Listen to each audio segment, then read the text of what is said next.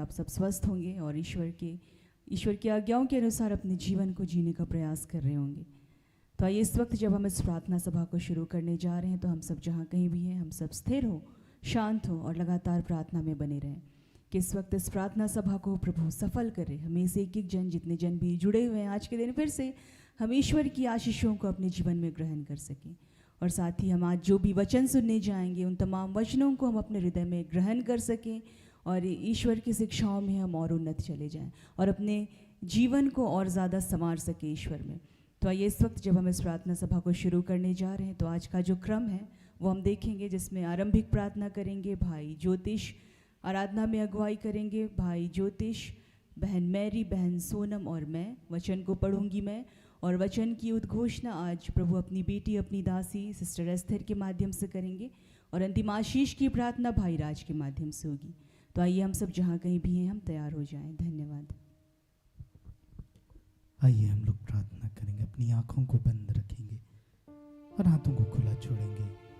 परमेश्वर पिता का धन्यवाद करेंगे, उस परमेश्वर के पास अपने जीवन को समर्पित करेंगे जिन्होंने आपके जीवन में, मेरे जीवन में कैसे चिन्ह चमत्कार दिखाए हैं, अद्भुत रीति से हमारे जीवन में कार्य को किए हैं।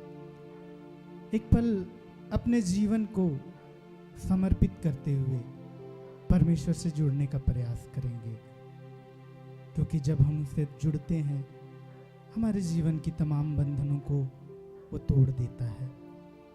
धन्यवाद करते हैं प्रभु इस सुंदर समय के लिए। प्रभु परमेश्वर आपका धन्यवाद करते हैं। ये बेटे बेटियां पिता परमेश्वर आपसे मिलने को आते हैं पिता, आपको सुनने को आते हैं पिता परमेश्वर, आपकी आराधना, आपकी महिमा, आपकी स्तुति करने के लिए पिता हर दिन पिता ये संध्या वंदना में तुझसे जुड़ते हैं प्रभु परमेश्वर। हे प्रभु परमेश्वर, आज इनके जीवन में तमाम उन बातों को समर्पित करता हूँ।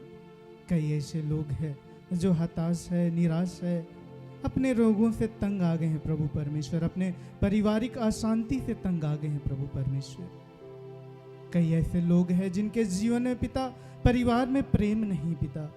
हे पिता, तेरे बच्चों को तेरे हाथों में समर्पित करता हूँ। हे पिता, तू इन पर दया कर प्रभु परमेश्वर, इन पर तू अपनी अनुग्रह को कर पिता। कई वर्षों से ये तुझको पुकार रहे प्रभु परमेश्वर, ये अपने जीवन में शांति को प्राप्त करना चाहते हैं पिता, अपने जीवन में आनंद को प्राप्त करना चाहते हैं, और जो आनंद और पिता प्रेम, वो सच्चा आनंद तू ही दे सकता है प्रभु परमेश्वर। इस वक्त जब हम आराधना करें पिता, इनके जीवन को तू छूना पिता परमेश्वर, इनके जीवन को तू पिता अपने जीवन से जोड़ना प्रभु परमेश्वर, इनके जीवन को हर बंधन को तोड़ना प्रभु परमेश्वर, क्योंकि हम ये जानते हैं जहाँ तू है वहाँ स्वतंत्रता है। और तूने कहा पिता, वादा किया जब तूने गया पिता, हे पिता, जहाँ 2 या 3 मेरे नाम से एकत्र होते हैं मैं वहाँ उपस्थित रहता हूँ। अब यहाँ पर उपस्थित है पिता, परिवार के एक एक जनों को तू स्पर्श करने जा रहा प्रभु, और हर एक लोगों को अपनी आनंद, अपने प्रेम, अपने प्रज्ञा से भरने जा रहा प्रभु परमेश्वर। आपका धन्यवाद करते हैं। इस आराधना प्रार्थना के दौरान कईयों को तू पिता परमेश्वर उनके जीवन में हर एक उन रोगों को समाप्त करने जा रहा प्रभु परमेश्वर। आपका धन्यवाद करते हैं, धन्यवाद करते हैं पिता परमेश्वर, कईयों को आज स्पर्श करने जा रहा है और विशेषकर पिता अपने आनंद और अपने प्रेम से भरने जा रहा है प्रभु। आपका धन्यवाद करते हैं। हे पिता परमेश्वर, इस प्रार्थना को आपके हाथों में समर्पित करते हैं और प्रार्थना को प्रभु यीशु के नाम से मांगते हैं। दया सुनिए और अनुग्रह से ग्रहण कीजिए। आमीन।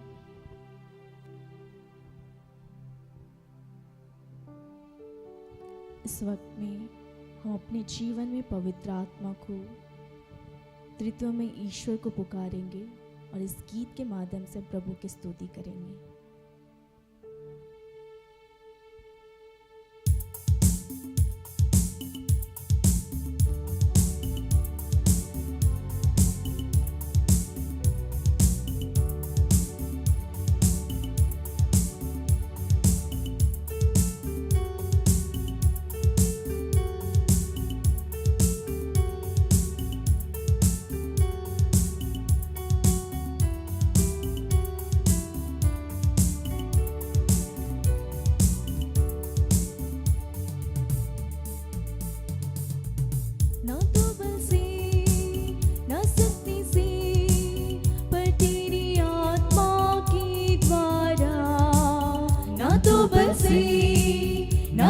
शक्ति से पर तेरी आत्मा के द्वारा, ना तो बल से ना शक्ति से पर तेरी आत्मा के द्वारा, ना तो बल से ना शक्ति से पर तेरी आत्मा के द्वारा।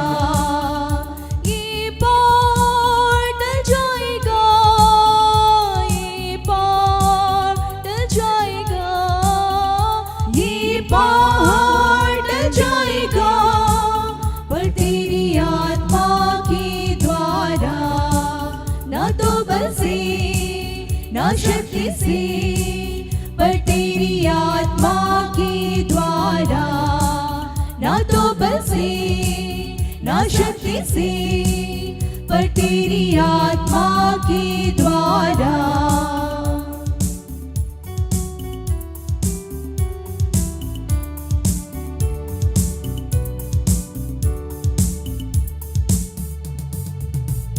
ये तूफान थम जाएगा, ये तूफान थम जाएगा, ये तूफान थम जाएगा पर तेरी आत्मा के द्वारा, ना तो बल से ना शक्ति से पर तेरी आत्मा के द्वारा, ना तो बल से ना शक्ति से पर तेरी आत्मा के द्वारा।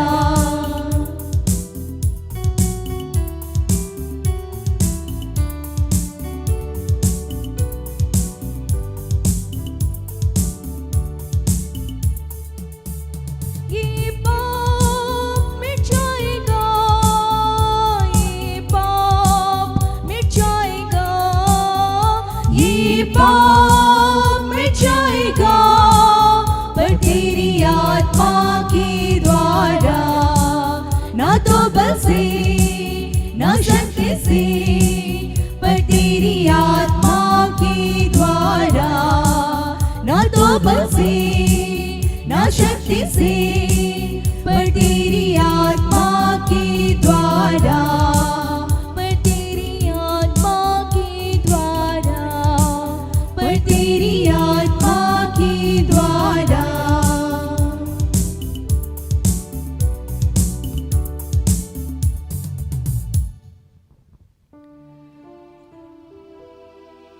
आइए इस वक्त हम परमेश्वर की स्तुति करते हुए एक और गीत को गाएंगे।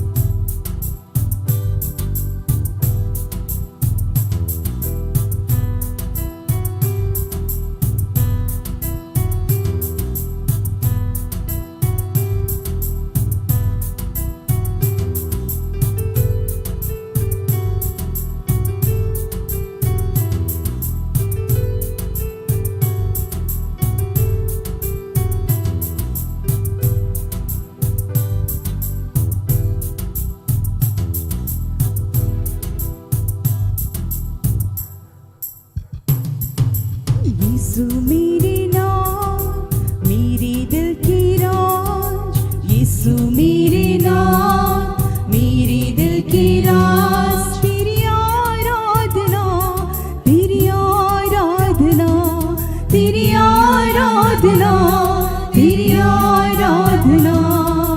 यीशु मेरे नाम मेरे दिल की राज, यीशु मेरे नाम मेरे दिल की राज, तेरी आराधना तेरी आराधना तेरी आराधना तेरी आराधना।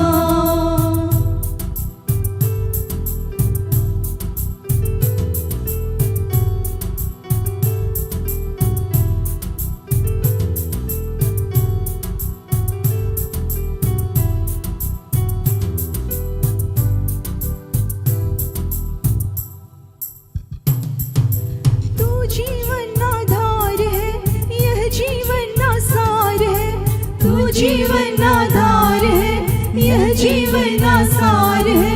तू ही मेरे नाथ, मेरे दिल की राज। तू ही मेरे नाथ, मेरे दिल की राज। यीशु मेरे नाथ, मेरे दिल की राज। यीशु मेरे नाथ, मेरे दिल की राज। तेरी आराधना, तेरी आराधना, तेरी आराधना, तेरी आराधना।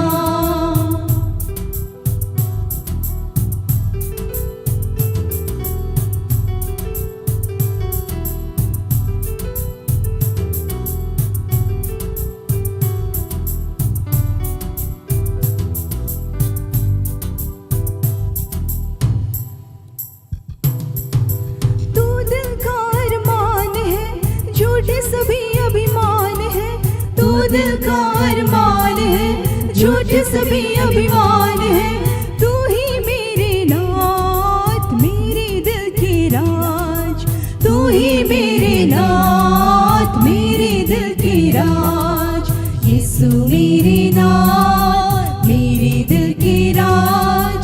यीशु मेरे नाथ, मेरे दिल की राज। तेरी आराधना, तेरी आराधना, तेरी आराधना, तेरी आराधना।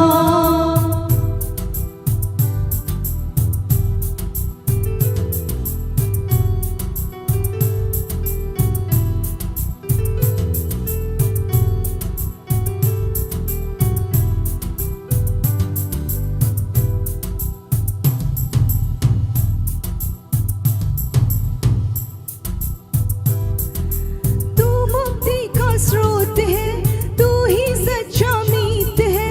तू मुक्ति का स्रोत है, तू ही सच्चा मीत है। तू ही मेरे नाथ, मेरे दिल की राज। तू ही मेरे नाथ, मेरे दिल की राज। यीशु मेरे नाथ, मेरे दिल की राज। यीशु मेरे नाथ, मेरे दिल की राज। तेरी आराधना, तेरी आराधना, तेरी आराधना, तेरी आराधना, तेरी आराधना, तेरी आराधना, तेरी आराधना, तेरी आराधना।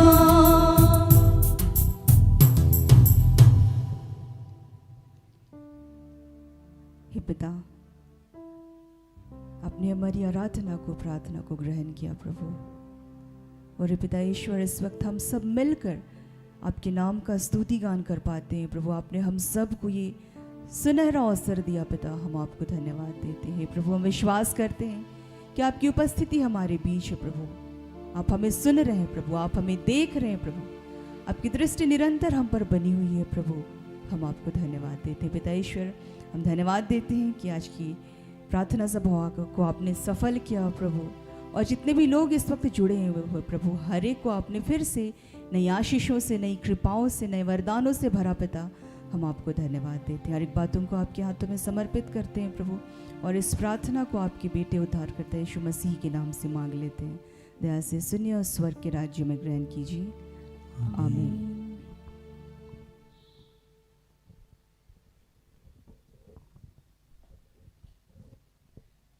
आज का जो ठहराया गया वचन है वह हम पाते हैं कुरिन्थियों के नाम दूसरा पत्र, दूसरा कुरिन्थ अध्याय 10 पद संख्या 4-5। हमारे संघर्ष के अस्त्र शस्त्र दुर्बल नहीं है, बल्कि उनमें ईश्वर का सामर्थ्य विद्यमान है, जिससे वे हर प्रकार के किले नष्ट कर सकते हैं। हम कुतर्कों और घमंड से उत्पन्न उन सब बातों का खंडन करते हैं जो ईश्वर को स्वीकार करने में बाधक हैं। हम प्रत्येक विवेकशील मनुष्य को मसीह की अधीनता स्वीकार करने को बाध्य करते हैं। यहाँ तक यह प्रभु की वाणी है। ईश्वर को धन्यवाद।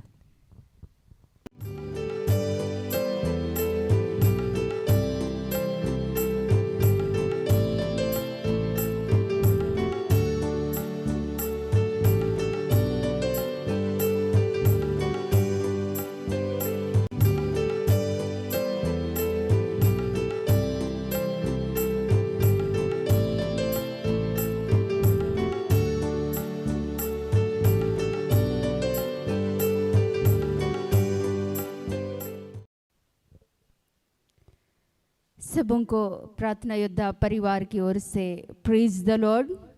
जय यीशु सहाय।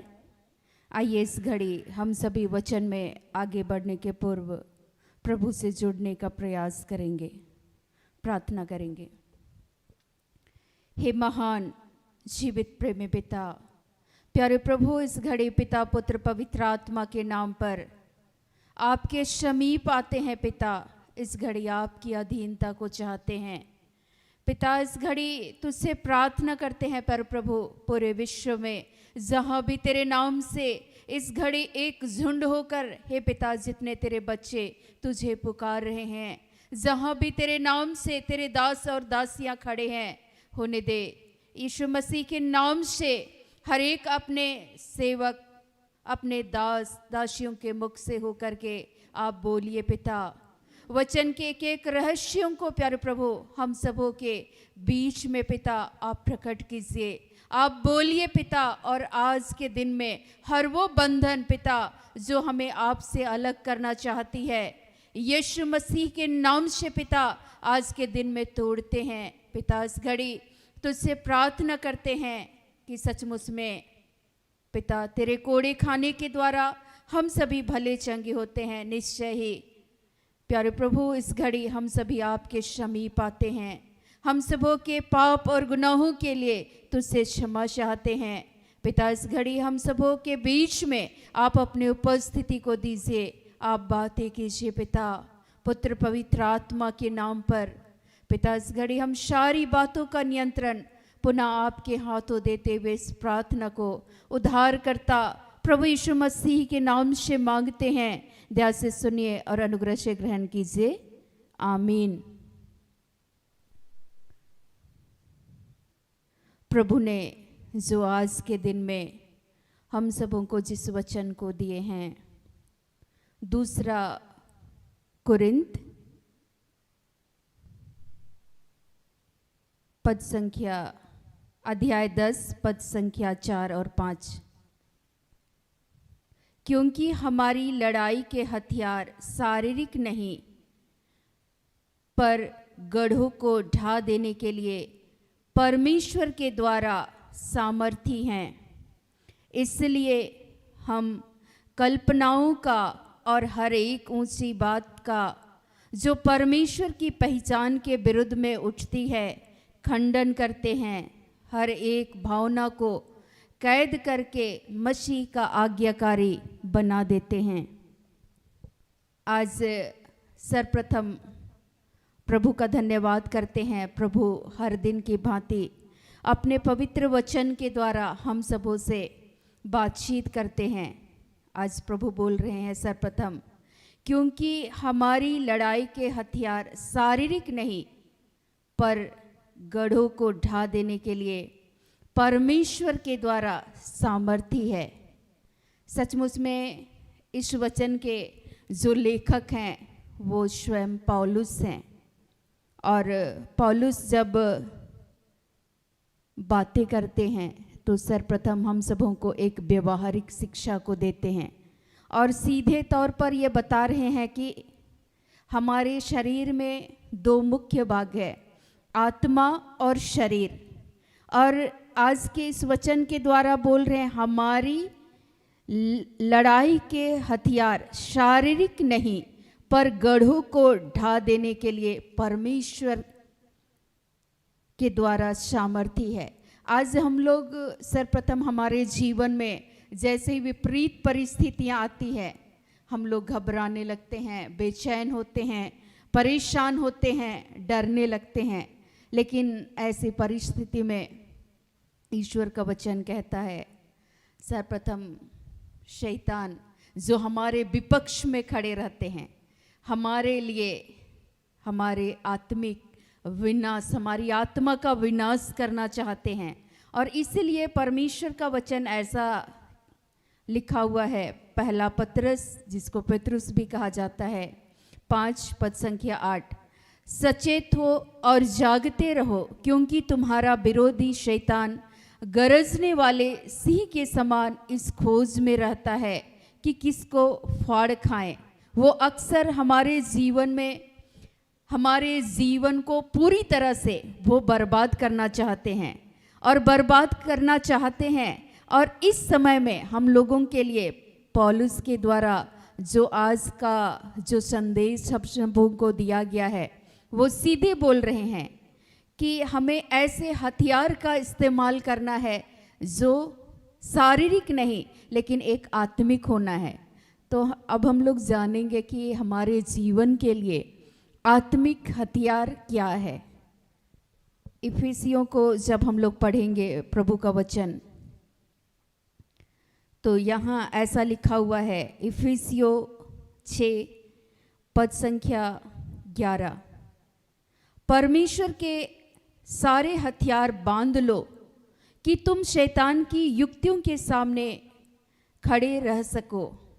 सीधे लिखते हैं कि हमारी जो ये लड़ाई है वो ईश्वर बोल रहे हैं, प्रभु का वचन कहता है शैतान की युक्तियों के सामने खड़े रह सको, क्योंकि हमारा यह मलयुद्ध 12 में लिखता है लहू और मांस से नहीं परंतु प्रधानों से, अधिकारियों से और इस संसार के अंधकार के हाकिमों से और उस दुष्टता की आत्मिक सेनाओं से है जो आकाश में है। और इसलिए 13वां में प्रभु का वचन कहता है, इसलिए परमेश्वर के सारे हथियार बांध लो कि तुम बुरे दिन में सामना कर सको। सीधे बोल रहे हैं कि हमारे जीवन में विपरीत परिस्थितियां आती है, उस समय हमारे जीवन के लिए हथियार एक शारीरिक नहीं लेकिन एक आत्मिक हथियार को ले करके हमारे जीवन में हम सबको आगे बढ़ने की ज़रूरत है। और इसके लिए प्रभु का वचन कहता है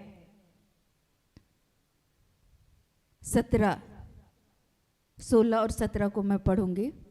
और इन सब के साथ विश्वास की ढाल लेकर स्थिर रहो, जिससे तुम उस दुष्ट के सब जलते हुए तीरों को बुझा सको, और उद्धार का टोप आत्मा की तलवार जो परमेश्वर का वचन है ले लो। मुख्यतः हमारे जीवन में हमें ऐसे हथियार का इस्तेमाल करना है, प्रार्थना, उपवास और वचन।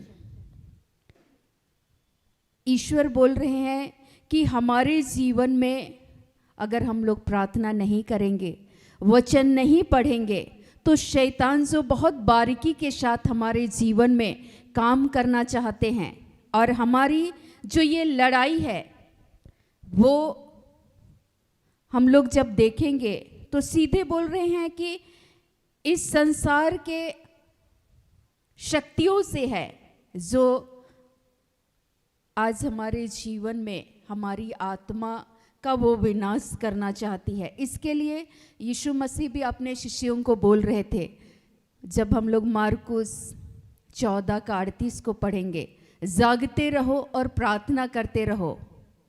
सीधे यीशु मसीह अपने शिष्यों को जब जगह जगह सुसमाचार की घोषणा करने के लिए भेजते हैं तो सीधे तौर पर ये कहते हैं 14 का 38 वहाँ लिखते हैं कि जागते रहो और प्रार्थना करते रहो। आत्मा तो तैयार है किंतु शरीर दुर्बल है। और पौलुस आज कह रहे हैं कि हमारी लड़ाई के हथियार शारीरिक नहीं पर गढ़ों को ढा देने के लिए परमेश्वर के द्वारा सामर्थी है। ईश्वर हमारे जीवन में कैसे हमें जीना है, मन और आत्मा, यहाँ दोनों ही आत्मा चाहते हैं कि हम लोग प्रभु के अनुसार हम लोग जीवन को जिए, और शरीर ये चाहता है कि हम मन के अनुसार जीवन को जिए। लेकिन जैसे ही हम लोग शारीरिक हथियार का इस्तेमाल करने लगते हैं, अपने मन के अनुसार जीने लगते हैं इस संसार में, तो हम लोग हार जाते हैं। लेकिन जैसे ही हम लोग प्रभु के हथियार अर्थात प्रभु के वचन जो हम लोगों को दिए गए हैं आत्मिक हथियार के तौर पर, प्रार्थना, उपवास और वचन, ये तीनों को जब हम लोग थाम करके इस जीवन की यात्रा में जब हम लोग आगे बढ़ेंगे तो प्रभु के द्वारा हमें शक्ति मिलेगी इस संसार में। और शक्ति मिलेगी कैसे? हमारे जीवन में कई बार शैतान ये मन में डालता है कि तुम ही बार बार भोजन क्यों बनाती हो, आप ही को ये सारे काम करने पड़ते हैं, अगला इंसान ये काम नहीं कर रहा है। लेकिन आत्मिक रूप से आपको पवित्र आत्मा जो ईश्वर का वचन ये मार्गदर्शन करता है, बेटा तुम ही कर लो।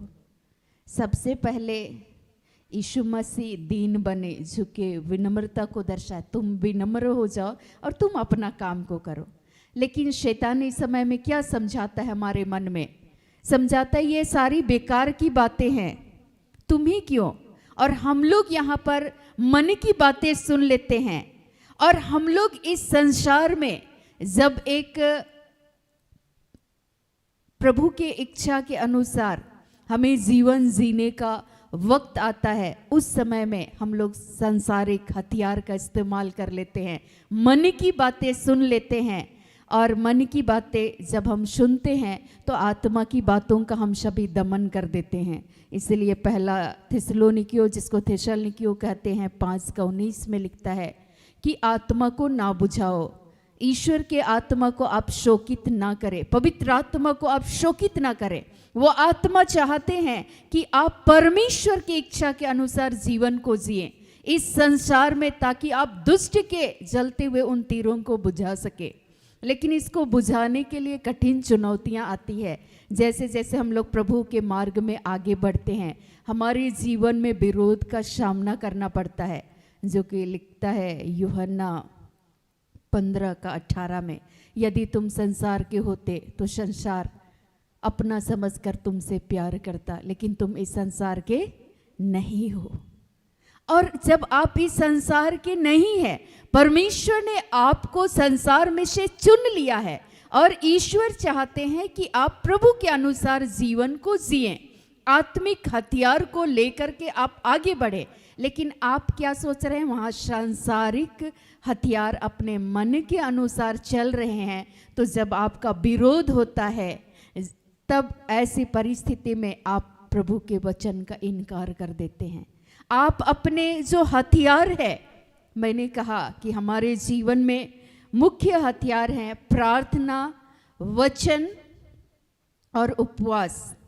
चूंकि कई बार विपरीत परिस्थितियां आती है, ऐसी परिस्थितियों में यीशु मसीह भी उपवास कर रहे थे और उन दुष्ट आत्माओं को जब शिष्यों को अधिकार दे करके भेजे थे कि जाओ तुम लोग, मैं सामर्थ्य देता हूँ, अधिकार देता हूँ, तुम जगह जगह जाकर दुष्ट आत्माओं को निकालोगे, विश्वास के साथ प्रार्थना करोगे, रोगी चंगे हो जाएंगे, तुम लोग ये सारे काम को करना।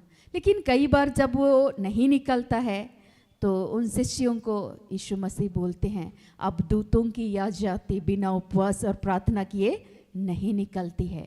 आपको एक आत्मिक हथियार को अपने जीवन में लेकर के आगे बढ़ना है, जिससे आप गढ़ों को ढा देने के लिए परमेश्वर के द्वारा सामर्थ्य हैं। आप ही के अंदर प्रभु ने उस सामर्थ्य को दे रखे हैं। लेकिन आज हमारे जीवन में प्रभु ने अपने सामर्थ्य को हमारे जीवन में हमें दिए हैं, उसी का हम लोग इस्तेमाल नहीं करते हैं।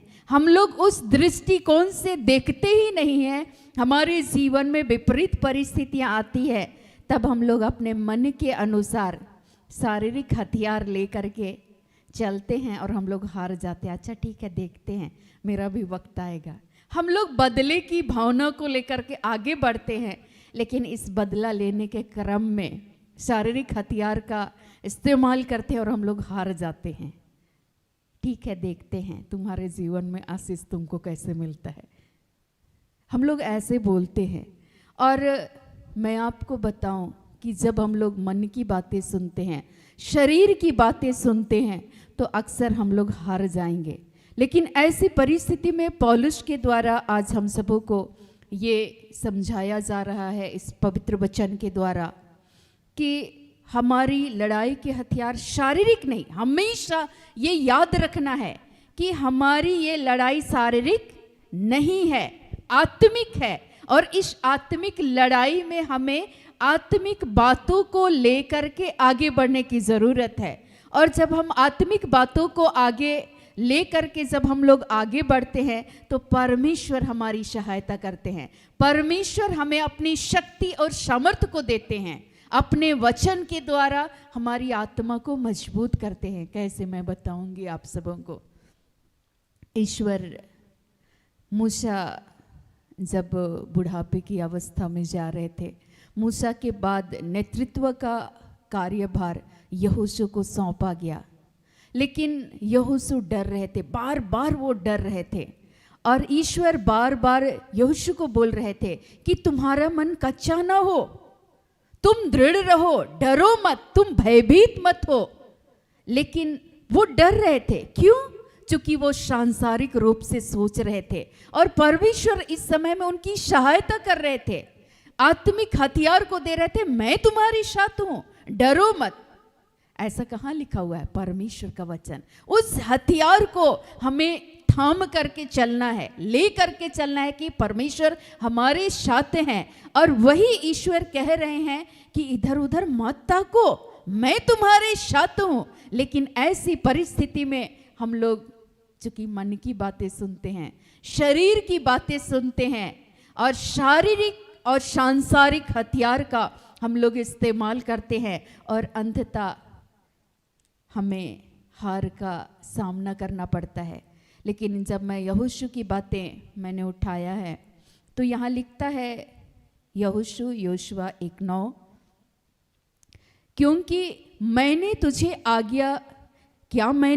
आज्ञा नहीं दी, हियाव बांधकर दृढ़ हो जा, भय ना खा और तेरा मन कच्चा ना हो, क्योंकि जहां जहां तू जाएगा वहां तेरा परमेश्वर यहोवा तेरे संग होगा। एकदम सीधे बोल रहे हैं, तुम जहां जहां बेटा जाओगे वहां मैं तुम्हारे साथ होऊंगा, मैं तेरी सहायता करूंगा, लेकिन तुम डरना नहीं। लेकिन वो सांसारिक रूप से सोच रहे थे तो वो डर जा रहे थे। हमारे भी जीवन में जब हम लोग सांसारिक हो करके हम लोग जब सोचते हैं, हमारे मन में तरह तरह के विचार आज उठते हैं और ये स्वाभाविक है। लेकिन ऐसी परिस्थिति में हमें ये भूलना नहीं है कि ये लड़ाई हमारी आत्मिक है, सांसारिक नहीं है लेकिन आत्मिक है। जब हम लोग मन में ये बातें ले करके चलेंगे तो पवित्र आत्मा, ईश्वर का आत्मा हमारे जीवन में अपने वचन के द्वारा हमें स्थिर करेंगे, हमें बल देंगे, हमें शक्ति देंगे, ताकि हम शैतान के तीरों को ईश्वर के सामर्थ्य के द्वारा, वचन का तलवार लेकर के हम शैतान के उन गढ़ों को हम लोग ढा देंगे। और सचमुच में जब मैं इस वचन को पढ़ रही थी तो मुझे अपना ही जीवन याद आ रहा था। रात में जब मैं उठ बैठी, मैं प्रार्थना कर रही थी कि प्रभु सचमुच में ये जो वचन है ये हृदय को स्पर्श करने वाला है, जो पौलुस के द्वारा लिखे गए हैं। और मैं ये याद कर रही थी कि गढ़ों को ढा देने के लिए परमेश्वर के द्वारा सामर्थ्य है। ईश्वर ने हमें अपनी शक्ति और सामर्थ्य को दे रखे हैं। मैं जब अपने जीवन के एक दृश्य को परमेश्वर दिखा रहे थे कि मेरे जीवन में कहाँ कहाँ मुझसे गलतियाँ हुई है और जहाँ मैं नहीं सुनी उस आत्मा की बातों का मैंने दमन किया, जहाँ मैंने इनकार किया, वहाँ मैं परेशान हो गई। जैसे मैं घर से भाग जाना चाहती थी। आज हमारे जीवन में जैसी विपरीत परिस्थितियाँ आती है, हम लोग सोचने लगते हैं घर छोड़ करके सबसे पहले क्या कर जाए, भाग जाए। क्योंकि ऐसी परिस्थिति में हम लोग उन समस्याओं से, उन दुखों से, उन कष्टों से हम लोग भागना चाहते हैं। लेकिन जब हम लोग उसको विश्वास की दृष्टिकोण से देखेंगे, आत्मिक रूप से देखेंगे, तो परमेश्वर तब भी हमें सिखाना चाहते हैं, बतलाना चाहते हैं, समझाना चाहते हैं। और ऐसी ही परिस्थिति आई और मैं भी सोचती थी कि मैं घर छोड़ करके भाग जाऊं, या तो मैं मर जाती, ईश्वर मुझे उठा करके ले जाते तो ज़्यादा अच्छा होता, ना देखते ना बुरा लगता।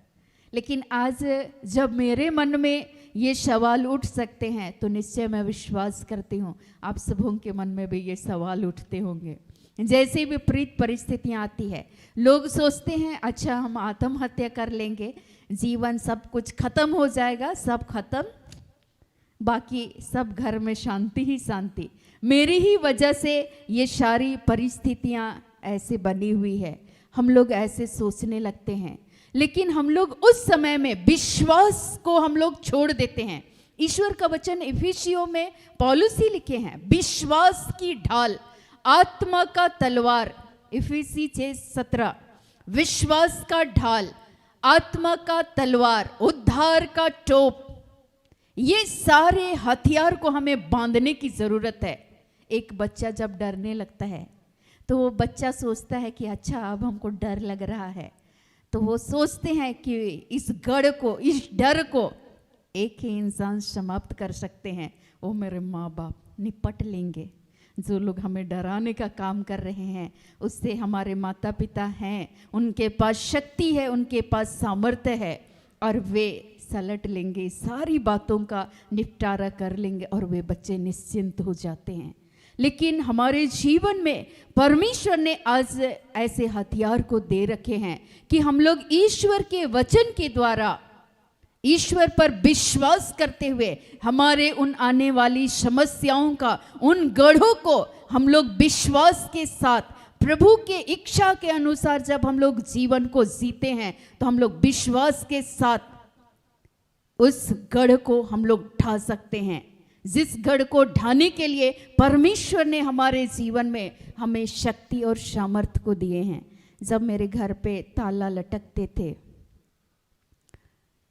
पूरा घर बंद, सब काम करने के लिए स्कूल गए, वापस आए, सब खेत खलिहान में काम करने के लिए चले गए, वापस जब आए तो जो भी हमारे सहयोगी और काम करने वाले लोग थे वे कुछ जानवर देखते थे, तो वे जब जानवर को शाम के वक्त में गोहर घर जिसको बोलते उसमें अपना घर में बैल जिसमें रखते थे उस घर में वे अंदर किए और पता चला कि घर पे ताला लटक रहे हैं।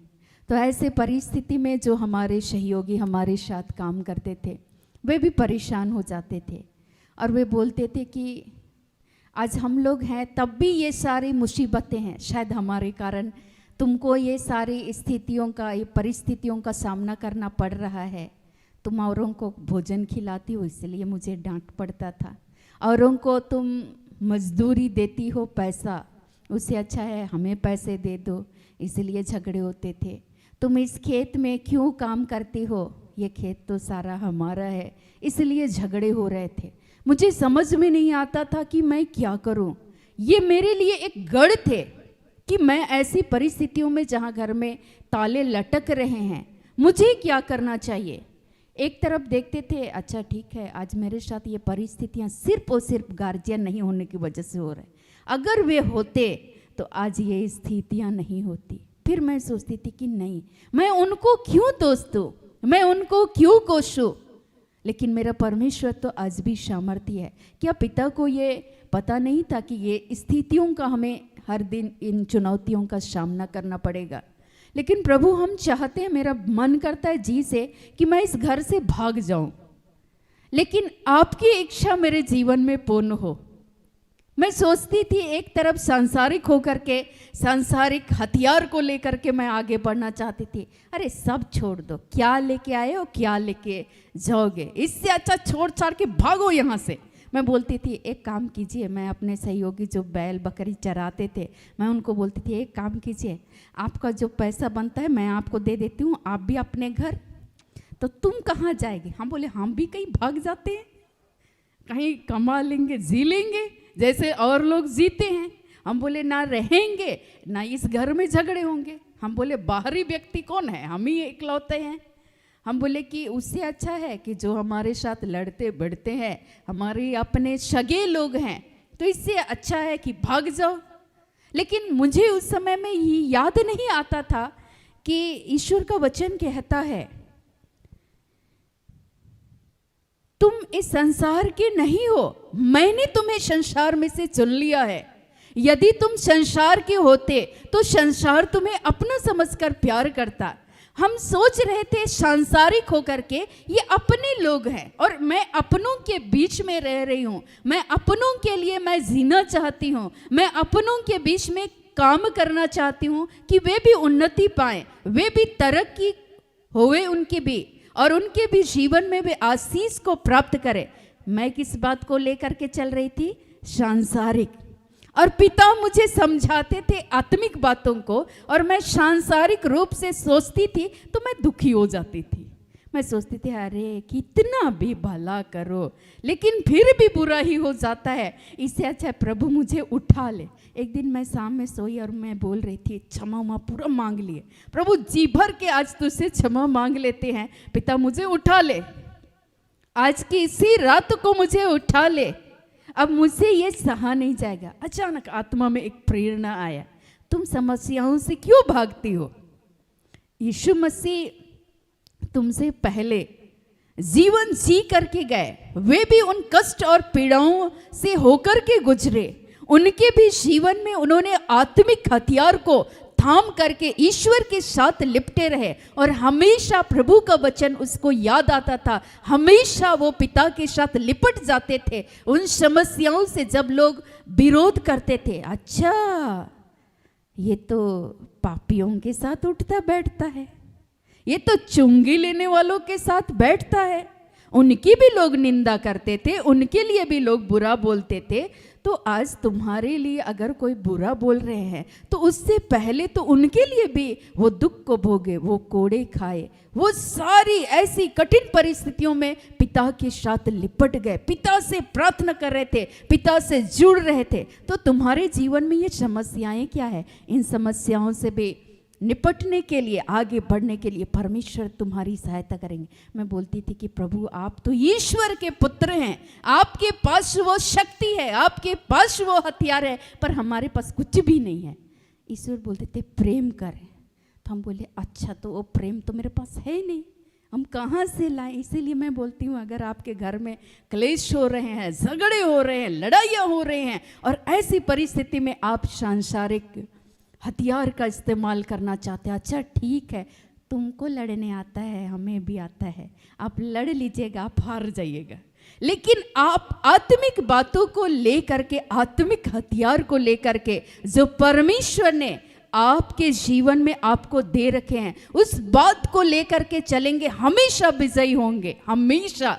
क्योंकि आपके और हमारे पिता यीशु मसीह विजयी परमेश्वर है, जिसने तमाम शैतान की शक्तियों पर उसने जय को प्राप्त किया। उसकी शक्ति के द्वारा, उसकी सामर्थ्य के द्वारा हम शैतान की तीरों को यीशु के नाम से बुझा सकते हैं। लेकिन आज हम उसी हथियार को लेना अपने जीवन में भूल जाते हैं। जब जब मैं भूल जाती थी मैं निराश हो जाती थी और वहाँ से मैं भागना चाहती थी। मैं आपको बताऊँ, मैं अपने ही गांव में, मैं अपने गार्जियन लोगों से मैं बात की, अपनी बड़ी बहन से मैंने कहा तुम लोग बाहर रहती हो और चैन का ज़िंदगी जीती हो, खाती हो, पीती हो, ड्यूटी करती हो, रोज़ दिन हम झेलते हैं यहाँ, इससे अच्छा है कि घर और बना दीजिए, एक आध रूम बना दीजिए जहाँ हम चैन के साथ रहें, खाएं पिए और सोएं। मेरे चाचा अक्सर हमेशा बोलते थे सेकंड नंबर वाले, खाओ पियो और सो जाओ। तो हम बोले हम भी चैन के साथ जीना चाहते, कब तक यही हाय हाय करते रहेंगे? क्योंकि हम सांसारिक होकर के सोचते थे और सांसारिक होकर के उस समय में हम अपने ही गार्जियन से, जो हमसे सीनियर थे, मैं उनसे बातें किया करती थी और वे लोग को भी शायद दया हुआ आया होगा। वो लोग बोले अच्छा ठीक है, तो हम लोग गांव में ही ज़मीन खरीद लिए। अब खरीद तो लिए, अब सोचने लगा अच्छा ठीक पक्का उसमें रूम बनाएंगे। जैसे ही पता चला कि ज़मीन लिए हैं, फिर गाली शुरू हो गया, भागना चाहती, यहाँ से एक खपड़ा तुम यहाँ से वहाँ लेगी, मतलब फिर तुम मिट्टी का घर बनाएगी या ईटोटा का घर बनाएगी और फिर तुम यहाँ से खपड़ा, सीट भी नहीं है, खपड़ा का घर है जो माता पिताजी जो बनाए हैं वो घर।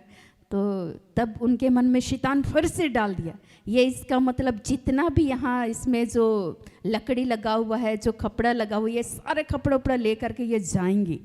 और इसीलिए फिर से झगड़े शुरू हो गए, यहाँ से एक खपड़ा हिला के दिखाओ।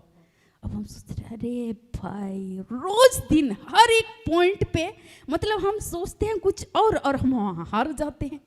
हम सोचने लगे प्रभु हम करें तो क्या करें, पर हम भाग रहे थे। निश्चय मैं आपको बताऊं कि उन समस्याओं से मैं भाग रही थी, लेकिन परमेश्वर चाहते थे कि उस परिस्थिति में मुझे डाल करके वो परिपक्व बनाना चाह रहे थे, मजबूत करना चाह रहे थे, ताकि हम आने वाली उन मुसीबतों में जैसे ही हम घर से बाहर निकलेंगे तो विपरीत परिस्थितियां आएंगी, तब मैं सामना कर सकूं। परमेश्वर के शक्ति के द्वारा, परमेश्वर के सामर्थ्य के द्वारा मैं दूसरे को सह सकूं, दूसरे की उस निंदा को, उस कष्ट को मैं सह सकूं और उनसे तब भी प्रेम पूर्वक बातें कर सकूं। इस प्यार को प्रभु सिखा रहे थे, इस हथियार को प्रभु चाहते थे कि मैं अपनाऊं आत्मिक रूप से। और मैं सोचती थी प्रभु ये प्यार व्यार कुछ होता नहीं है, सब बेकार है। हम सोचते थे आज ही निपट लो।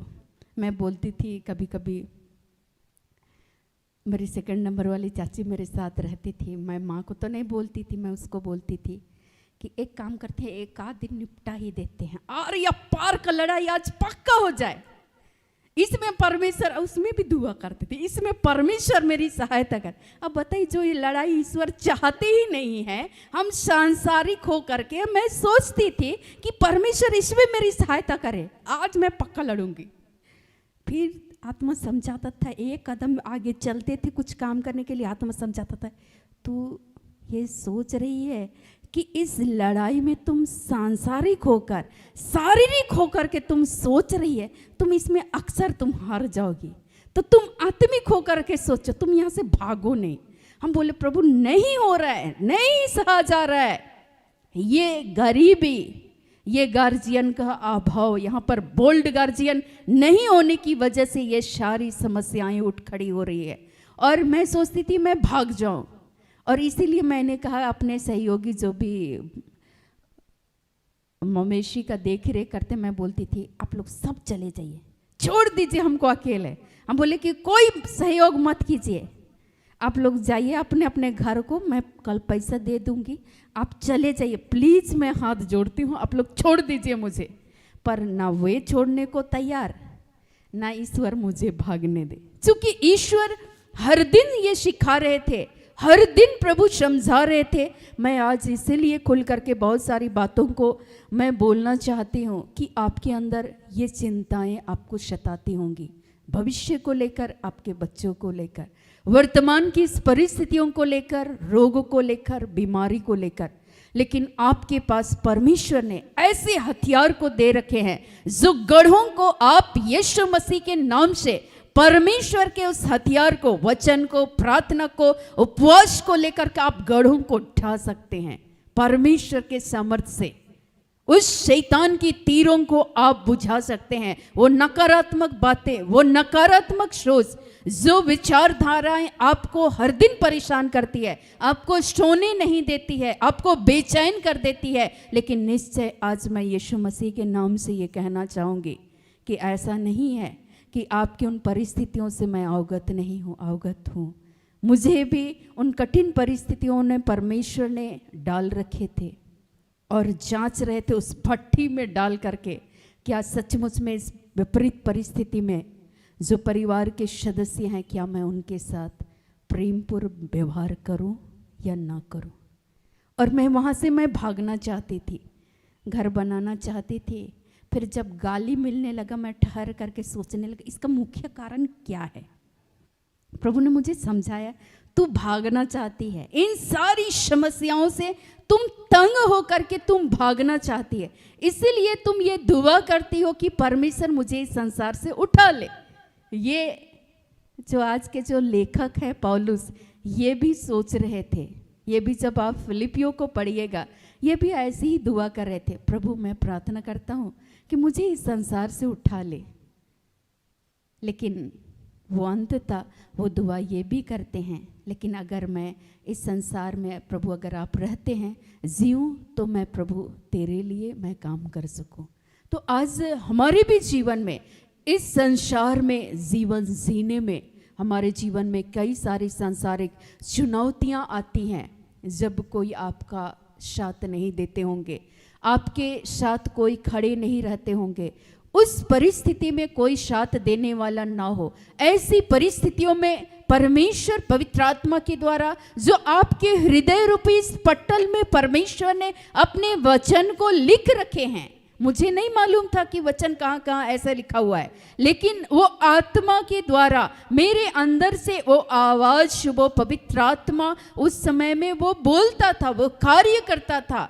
उस बातों को मैं जहाँ जहाँ मैं सुनी, वहाँ परमेश्वर ने बहुत ही आसानी से निकाल दिए अपनी शक्ति, अपनी सामर्थ के द्वारा। लेकिन जहाँ मैं नहीं सुनी, वहाँ मैं उलझ करके रह गई। मैं उन दुखों को, उन क्लेशों को, उन कष्ट को, उन पीड़ाओं को मैं सहते रही। एक दिन मेरे साथ रहने वाली मेरी चाची बोली, मेरी माँ बोली कि सुनो एक काम करो, चलो मुझे नानी घर छोड़ दो। मैं बोली अच्छा ठीक, चलिए आज सब अपना बोरिया बिस्तर पैक करते हैं, आप चले जाइए अपना मायके। मैंने पूछा चाची से आप कहाँ जाएंगी? बोली मैं भी अपने मायके सिमडेगा चली जाऊँगी। हम बोले तुम कहाँ जाओगी? हम बोले ना मेरा तो मायके भी नहीं है, कहीं भी नहीं, मैं कहाँ जाऊँ? तो मैं तो यही दुआ करूँगी कि आज पिताजी मुझे सीधे सीधे उठा ले, तो आप लोग जाइए अपने घर, मैं भी चलूँ अपने घर, जहाँ से आए हैं पिता अपने घर को वापस ले ले। मैं हार रही थी इस सांसारिक रूप से, मैं सांसारिक रूप से मैं सोचने लगी थी। लेकिन पवित्र आत्मा ने उसी क्षण मुझे समझाया कि बेटा नहीं, तुम्हारा ये सफ़र बहुत लंबा है और इस सफ़र में मैं तुम्हारी सहायता करूंगा, मैं पवित्र आत्मा के द्वारा तुम्हारी मदद करूंगा, मैं तुम्हारे साथ हूँ। चाहे विपरीत परिस्थितियाँ आए, लेकिन तो भी मैं न तुझे छोड़ूंगा न त्यागूंगा। मैं तुम्हारा वो पिता हूँ जो तुम्हें अपनी शांति से भरने वाला ईश्वर हो। मैंने कहा कि प्रभु, जैसा आपने अपने पुत्र यीशु को शांति दिए, शक्ति दिए, सामर्थ्य दिए, शैतान की एक एक चुनौतीपूर्ण उन स्थितियों में, उन परिस्थितियों में आपने उनकी सहायता किए, पिता आज वैसे ही हमारी भी मदद करना। ये शैतान तो दहाड़ते हुए सही की नहीं गरजते रहता है, वो ढूंढते रहता है, वो मुझे ढूंढ ही रहा था कि किसी तरह से मैं बचपन में ही मैं समाप्त हो जाऊं। और इसीलिए कई बार दुष्ट आत्मा मुझे परेशान करता था। कई बार लोग सोचते थे शायद मिर्गी है, कई बार लोग सोचते थे ये दुष्ट आत्माओं का शताव है। और मैं भी थकने लगी थी अपने जीवन से, अपने उन परिस्थितियों से।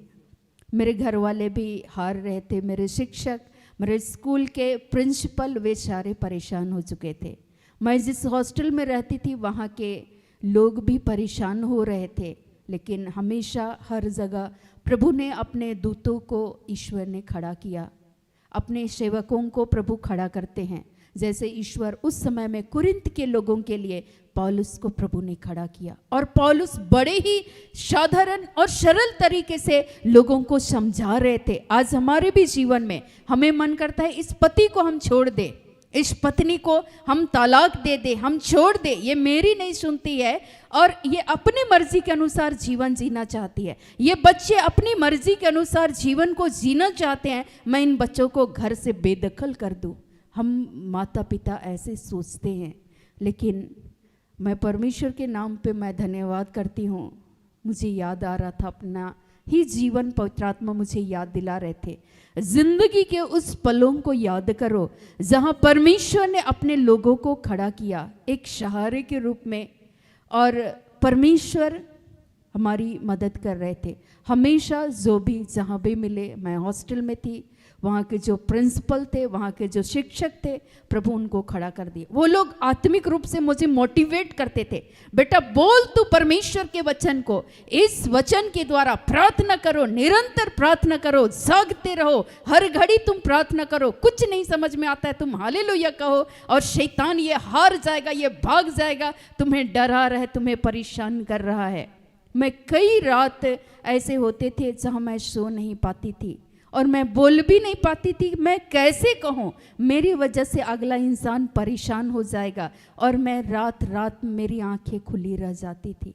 और ऐसी परिस्थितियों में मैं एक दिन ऐसे ही पड़े हुए मैं सोच रही थी कि प्रभु मैं क्या करूँ। मैं हॉस्टल में ही थी, मैं सोचने लगी कि 150-200 बच्चे हमारे साथ हमारे ही तरह थे, और मैं उस हॉल में मैं बैठी हुई थी। कभी मैं छत चढ़ रही थी कि आज मैं आत्महत्या कर लूं। आज प्रभु बता रहे थे कि बहुत सारे लोग, हम लोग सांसारिक हथियार को इस्तेमाल करते हैं। मुझे उस समय शैतान में प्रबल रूप से मैं महसूस कर रही थी कि वो मुझे उकसा रहा था, कूदो। फिर मुझको याद आया कि नहीं, शैतान यीशु मसीह को चुनौती दे रहे थे कि तुम एक बार कूदो और वो स्वर्गदूतों को आदेश देंगे और तुमको वे हाथों हाथ उठा लेंगे। तुम कूदो और देखो हम तुमको बचा लेंगे। मैं सोची कि ये शैतान मेरे मन में इस बातों को डाल रहे। मैं उसी क्षण, मैं छत में, रात को लगभग 1 या 1:30 बज रहे थे। मैं उससे पहले 2 रात ऐसे हो चुके थे जहाँ मैं सो नहीं पा रही थी, लेकिन मैंने किसी को नहीं बताया और मैं सोच रही थी पक्का मैं सुसाइड कर लूँगी। ऐसा मेरे मन में एकदम क्षण आ रहा था, बार बार, मतलब दिन भर में 1 आध बार मेरे मन में शैतान डाला, कूद, आज तुम्हारे घर में जाओगी तो यही परिस्थितियाँ हैं, हॉस्टल में हो तो देखो यहाँ पर भी ये परिस्थितियाँ। मैं सोच रही आज मैं पक्का कूदूंगी। और मैं इसी जोश के साथ, सोचिए कि शैतान हमारे शरीर को, हमारे मन को कैसे वो निर्देशित करता है। और आज पौलुस इस बातों को लिख रहे हैं, क्योंकि हमारी लड़ाई के हथियार शारीरिक नहीं पर गढ़ों को ढा देने के लिए परमेश्वर के द्वारा सामर्थी हैं। मैं सोचने लगी कि प्रभु क्या आप हमको छोड़ दिए? मैं सोचने लगी एक क्षण के लिए, कुछ भी होता था, मैं कितने भी परेशान हूँ, लेकिन एक क्षण प्रभु को मैं धन्यवाद करती हूँ जी से कि वो आत्मा मुझे रोकता है। वो पवित्र आत्मा को अगर हम लोग सुनेंगे, प्रभु की आत्मा के अनुसार चलेंगे, आत्मिक हथियार बांधेंगे। मैं एक पल के लिए मैं बोल उठी कि प्रभु ये शरीर तेरा है, तूने मुझे बनाया है, तूने मुझे इस संसार में भेजा। अगर आप नहीं चाहते तो मैं उस माता पिता के गर्भ से मैं इस संसार में नहीं आती। आज आप चाहे हैं कि मैं इस हॉस्टल में रहूं, तो प्रभु इस कैंपस पर, यहाँ के लोगों पर, यहाँ के अधिकारियों पर, मेरे शरीर पर, मेरे मन पर, मेरे आत्मा पर प्रभु पूरा नियंत्रण को ले। आज मैं पूर्ण रूप से अपने मन को, शरीर को, एक एक इंद्रियों को प्रभु मैं आपको समर्पित करती हूँ। और इस घड़ी पवित्र आत्मा के द्वारा आपका पूरा नियंत्रण को चाहते हैं। प्रभु मेरे मन में उठने वाले उन विचारों के लिए मैं तुझसे क्षमा चाहती हूँ। मैं फूट फूट कर मैं रोने लगी और मुझे ये याद आया कि ये तो शैतान ब्रेन से खेल रहा है। पल भर में आज सचमुच में मुझे याद आ रहा था कि हृदय और मन, इस दोनों में आत्मा और हमारे शरीर, आत्मा चाहता है कि हम प्रभु के अनुसार चले, प्रभु के हथियार को बांध ले, और मन चाहता है हम शरीर के अनुसार हम जीवन को जिए। वो शारीरिक रूप से शैतान मुझे कंट्रोल करना चाह रहा था। मैं उस दिन प्रबल रूप से मैं अनुभव की। मुझे कभी भी नहीं आया कि मैं आत्महत्या कर लूँगी, उससे पहले कभी नहीं आया था। उस समय अचानक आया कि कूदो नीचे, ऊपर से तुम नीचे छत से छलांग लगाओ। मैं अचानक मैं सोचने लगी, जा ये मेरे मन से कौन खेल रहा है, ये तो शैतान की ये चालें हैं। मैं उसी क्षण में सरेंडर करने लगी और मन में उठने वाले उन विचारों के लिए मैंने प्रभु से क्षमा मांगा। और मैंने कहा कि प्रभु ये शरीर, ये मन, ये इंद्रियां प्रभु तेरी है, आज तू संचालित कर। आज मुझे वो शक्ति दे जो शक्ति को आपने यीशु मसीह को दिए थे, जिस शक्ति को आप पौलुस को दिए थे, जिस शक्ति के द्वारा मूसा उन भीड़, उन विशाल जनसंख्या को लेकर, लाखों लोगों को लेकर के चल रहे थे। क्या उनके मन में ये लड़ाई नहीं चल रही थी?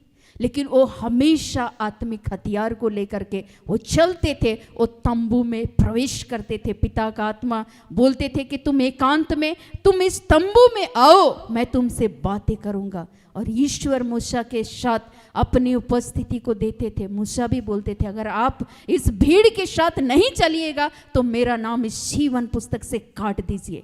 और मैं भी उस दिन सरेंडर करने लगे अपने जीवन को, मन को, आत्मा को। उसके बाद मुझे गहराई से समझ में आने लगा कि ये शैतान पक्का का मेरे पीछे लगा हुआ है। वो चाहता है कि मैं मेरे जीवन से, मेरे शरीर से प्रभु को महिमा ना मिले, इसलिए वो हर दिन हमारा पीछा करता है। हर दिन वो दहाड़ते हुए सिंह की नाई खोज पड़ता है और वो मुझे टारगेट करके रखा है। इट मीन्स कहीं ना कहीं हम सुरक्षा घेरा को तोड़ रखे हैं, उस हथियार को लेकर के हम नहीं चल रहे हैं जहां हम आज हार गए। और मेरे मन में ये विचारधारा उठी, प्रभु आज मेरी सहायता करना, मुझ पर दया कर, मुझे क्षमा कर और मेरी मदद कीजिए। आज उसी पिता पुत्र पवित्र आत्मा के नाम पर मेरे हाथों को थाम लीजिए। और मैं सरेंडर करने लगी और मैं थोड़ी देर के बाद मैं प्रार्थना करना स्टार्ट की। उसके बाद मैं बिल्कुल भी शांत हो गई। मैं छत से नीचे आई और फिर प्रभु ने मुझे बल दिया, शक्ति दिया और मैं अपने जो वार्डन थी हॉस्टल की, मैं उसके पास उनके कमरे में जा कर के मैंने नॉक किया और मैंने बोल उठा कि मुझे नींद नहीं आ रही है और मैं बहुत बेचैन हूँ। मुझे ऐसा महसूस हो रहा है कि कोई हानि करना चाहता है। वो या तो मेरे जीवन की हानि करना चाहता है या मेरे घर वालों की हानि करना चाहता है। मैं बहुत परेशान हूँ, मुझे क्या करना चाहिए, आप हमारी मदद कीजिए। वो अपने कमरे में वो बैठाई, मुझको पानी उन्हें पिलाई और बोले कि बेटा एक ही आज हमारे जीवन में हमारी सहायता कर सकते हैं।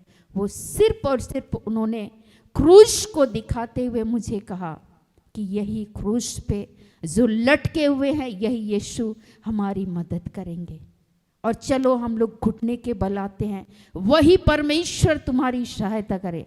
आज जब मैं वचन को पढ़ रही थी आधी रात को, मुझे याद आया कि मेरे जीवन में ये सारी घटनाएं भी हुई। पवित्र आत्मा मुझे याद दिला रहे थे, मैं परमेश्वर को धन्यवाद दी। प्रभु मुझे याद दिला रहे थे कि आज बहुत ऐसे लोग हैं जो अपने जीवन से तंग आ चुके हैं, परेशान हैं, विचलित हैं अपने रोगों से, पारिवारिक समस्याओं से।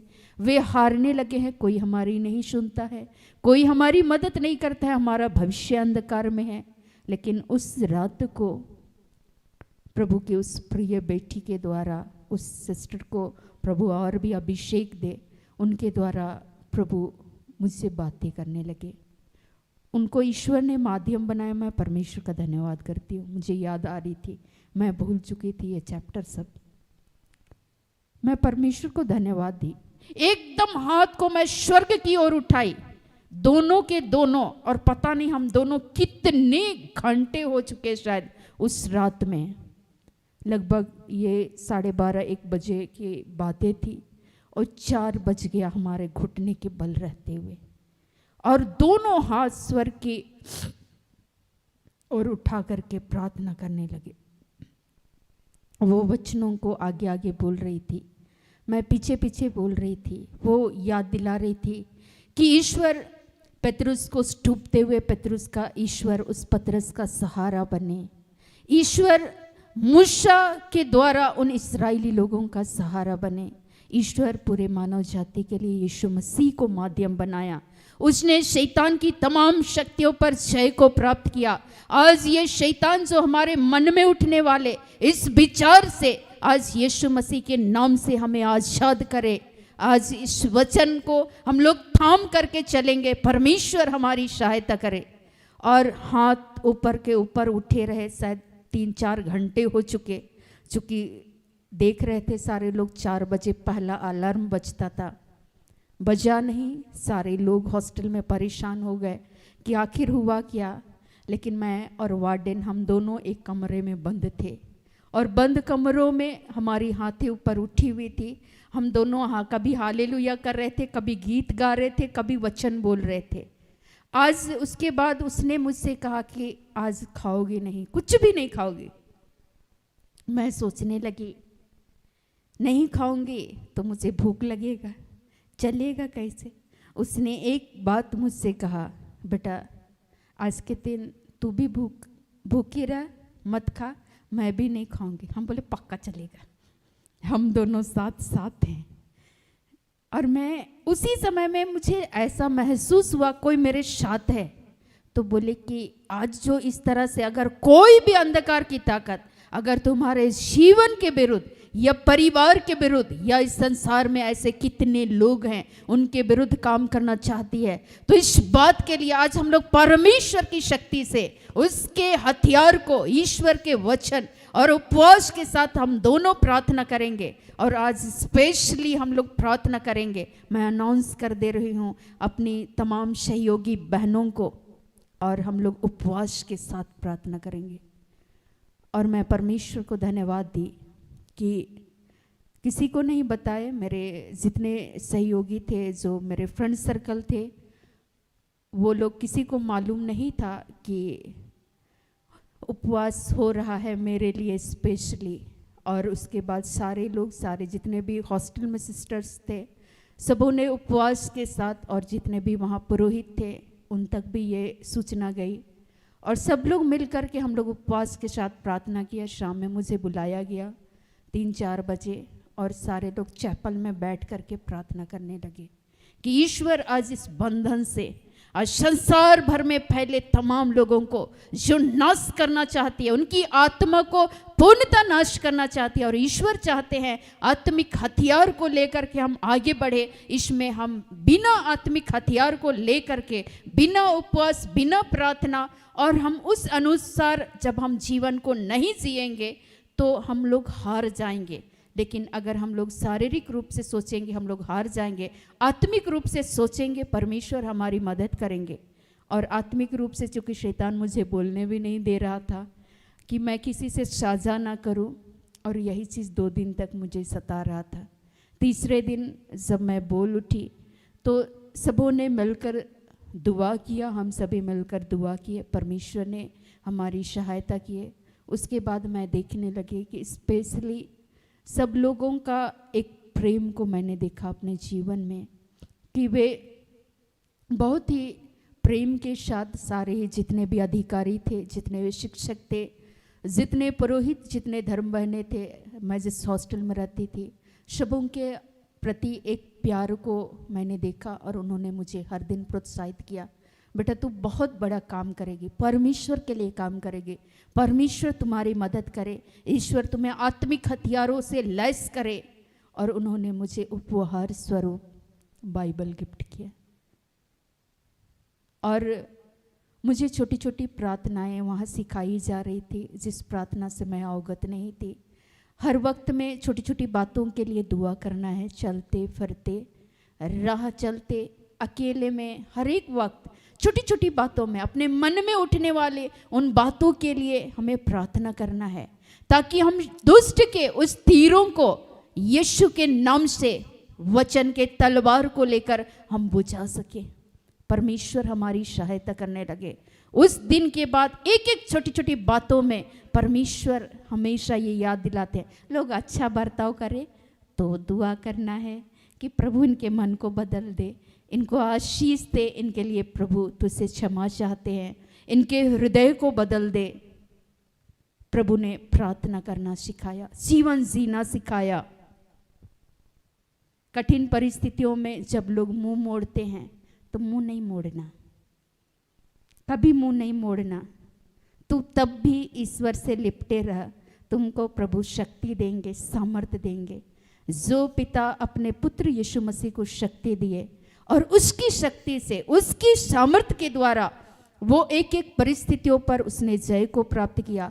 आज वही परमेश्वर ने, वही प्रभु यीशु मसीह ने, वही पवित्र आत्मा जब पौलुस का चुनाव करते हैं, उनको अपने आत्मिक हथियारों से लैस कर देते हैं।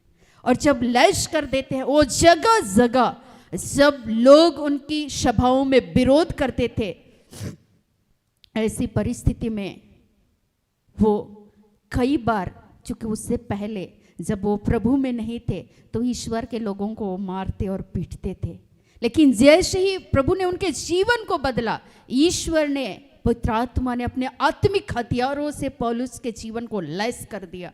और वो हर समय उस जगह पर ईश्वर के नाम से बोलते हुए, सब चीज़ों को, उस अत्याचारों को सहते हुए, उस बातों के लिए भी वो ईश्वर की स्तुति करने लगे, प्रशंसा करने लगे। वो जागते रहे, वो प्रार्थना करते रहे, ताकि आत्मा तो तैयार है, शरीर दुर्बल ना हो। हर घड़ी वो आत्मिक हथियारों से लैस होकर वो चलते रहे।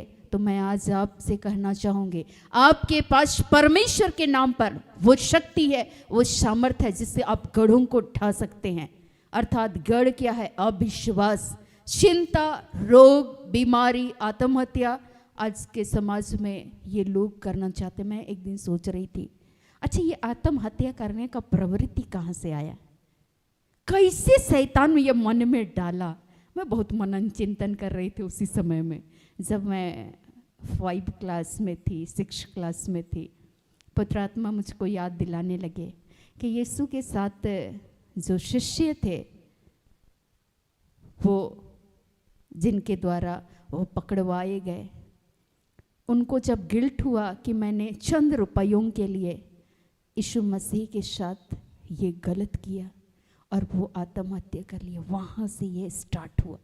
मतलब लोग पहले भी किए और ये चीज़ बाइबल में मेंशन है, और शैतान उसी चीज़ में हमारे मन पर अटैक करता है। अगर वो रुक जाते तो शायद यीशु मसीह उनको माफ़ कर देते, लेकिन वो पहले ही उनको इतना गिल्ट होने लगा कि मैंने चंद रुपयों के लिए यीशु को पकड़वाया और वो मेरी वजह से वो क्रूशित हो गए। लेकिन वो ये समझ नहीं पाए, ये ईश्वर का विधान था, ईश्वर का योजना था, वो समझ नहीं पाए और खुदकुशी कर लिए। फांसी, अपने आप को फांसी के फंदे में उसने लटका लिए, फंदा लगा लिए। शैतान उसकी आत्मा और शरीर दोनों को नाश कर दिया।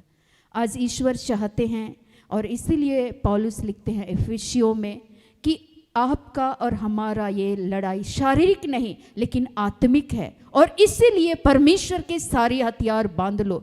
विश्वास का ढाल हमारे यीशु मसीह पर, हमें ये विश्वास करना होगा कि वो यीशु मसीह उस तंगी में से होकर के गए, वो हमारे लिए निर्धन बने, वो हमारे लिए उस गौशाला में जन्मे, वो हमारे लिए इस संसार में आने के पहले, जब माता मरियम गर्भवती थी और उनके प्रसव का समय था, वो जगह जगह शराय में जगह ढूंढ रहे थे, उनका इनकार हो रहा था उस समय में। तो आज उसी यीशु के नाम पर जब हम उसके अनुयायी हैं, उसके पद चिन्हों पर चलते हैं, तो क्या हमारा और आपका उसी यीशु नाम के कारण इनकार लोग नहीं करेंगे? करेंगे ना। लेकिन ऐसी परिस्थितियों में अगर हम लोग वचन को थाम करके रखेंगे, निश्चय परमेश्वर हमारी सहायता करेंगे। अपने वचन के द्वारा हमारी आत्मा को मजबूत करेंगे और हम भी उन गढ़ों को ढा देने वाले होंगे। उसी दिन से मैं समझ गई कि इस ब्रेन से शैतान बहुत खतरनाक खेलता है। जब मैं जोस मेयर का उस बुक को मैं पढ़ रही थी कि मन की एक युद्ध भूमि, जब मैं उसको पढ़ रही थी तो मुझे बहुत सारी बातें ये मिली कि वो कैसे हमारे जीवन में हमें डिप्रेशन का शिकार बना देता है, कैसे वो हमारे जीवन में हमें अकेला कर देता है, कैसे वो हमारे अंदर में प्यार की उस कमियों को दिखाता है, हमारी इस दृष्टिकोण को वो बदल देना चाहता है कि हम लोग सांसारिक होकर के सोचे, सांसारिक होकर के हर एक बातों का मूल्यांकन करें। इस संसार में हैं जरूर, लेकिन हमारे जीवन में यीशु मसीह भी इस संसार में भेजे गए, लेकिन वो हर समय ये याद रखते थे कि मैं यहाँ हमेशा रहने के लिए नहीं आया हूँ। और इसी बातों को हमेशा याद रखते थे पौलुस कि ये डेरा सरीखा घर गिरा दिया जाएगा, मुझे एक दिन अपने पिता के भवन में जाना है। और इसीलिए वो कहते हैं पुराना उतारो, हमें उतारना होगा। शैतान जहाँ जहाँ हमारे जीवन में उन बातों को जहाँ पवित्र आत्मा सिखाते हैं हम इनकार करते हैं, मेरे अंदर में कहाँ से प्रवेश किया? सबसे पहले वो मुझे निराशा में डाला कि देखो वो लोग तुमको घर से इसलिए अलग कर दिए, तुमको हॉस्टल में डाल दिए क्योंकि वो लोग तुमसे प्यार नहीं करते। वहाँ से मेरे मन में निराशा को डाला। उसके बाद डाला कि तुम्हारे घर वालों का हानि हो जाएगा, तुम्हारा हानि हो जाएगा। वो डिप्रेस करने लगा। और पहला दिन दूसरा दिन जैसे डाला, मेरे मन में भूचाल उठने लगा। वहाँ शहीद दिवस मनाया जाता है, सबके परिवार से लोग आए और मेरे घर से कोई नहीं आए। सबके पेरेंट्स कुछ ना कुछ लेकर के आए अपने बच्चों के लिए, लेकिन मेरे घर से कोई नहीं आए। वहाँ शैतान फिर डाला, देख तुमसे कोई प्यार करता है क्या? उस प्यार की कमियों को वो हमारे जीवन में हमें दिखाता है। लेकिन अभाव तो नहीं था, सबके पेरेंट्स आए और सब लोग कुछ ना कुछ खाने के लिए लाए, उसमें हम भी सहभागी हो रहे थे। और जिस दिन सहभागी हुए और उसी दिन अपने ही वार्डन के द्वारा पकड़े गए थे। खाने के चक्कर में बोला गया गेट आउट, रात को हमें हॉस्टल से बाहर कर दिया गया था, पनिशमेंट मिला था। और यही पनिशमेंट के स्वरूप में ये कहा जा रहा था बता देंगे।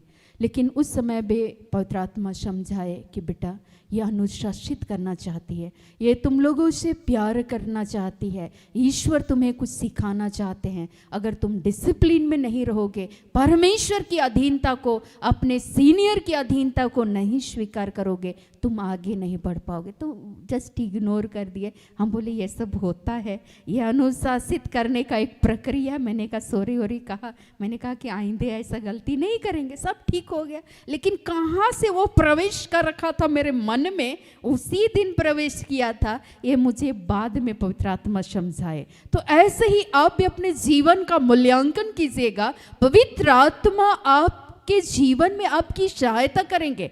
कहाँ जाके आप मिस्टेक किए और उसको आपके जीवन में काम करने का ये अवसर मिल जाता है और आप हार जाते हैं। और हारते क्यों है? चूंकि हम सांसारिक होकर के, जैसे मैंने खुद के जीवन की इन गवाहियों को, इन साक्षियों को मैंने ये साझा किया कि वो कहाँ जाके मेरे ऊपर वार करने लगा और कहाँ जाके वो अकेला कर रहा था, कहाँ जाके वो लग रहा था अच्छा कोई नहीं करता है, सब बेकार है, सब स्वार्थी लोग हैं, ये दुनिया स्वार्थपरता से भरा हुआ है। हम सोच रहे पक्का यही है।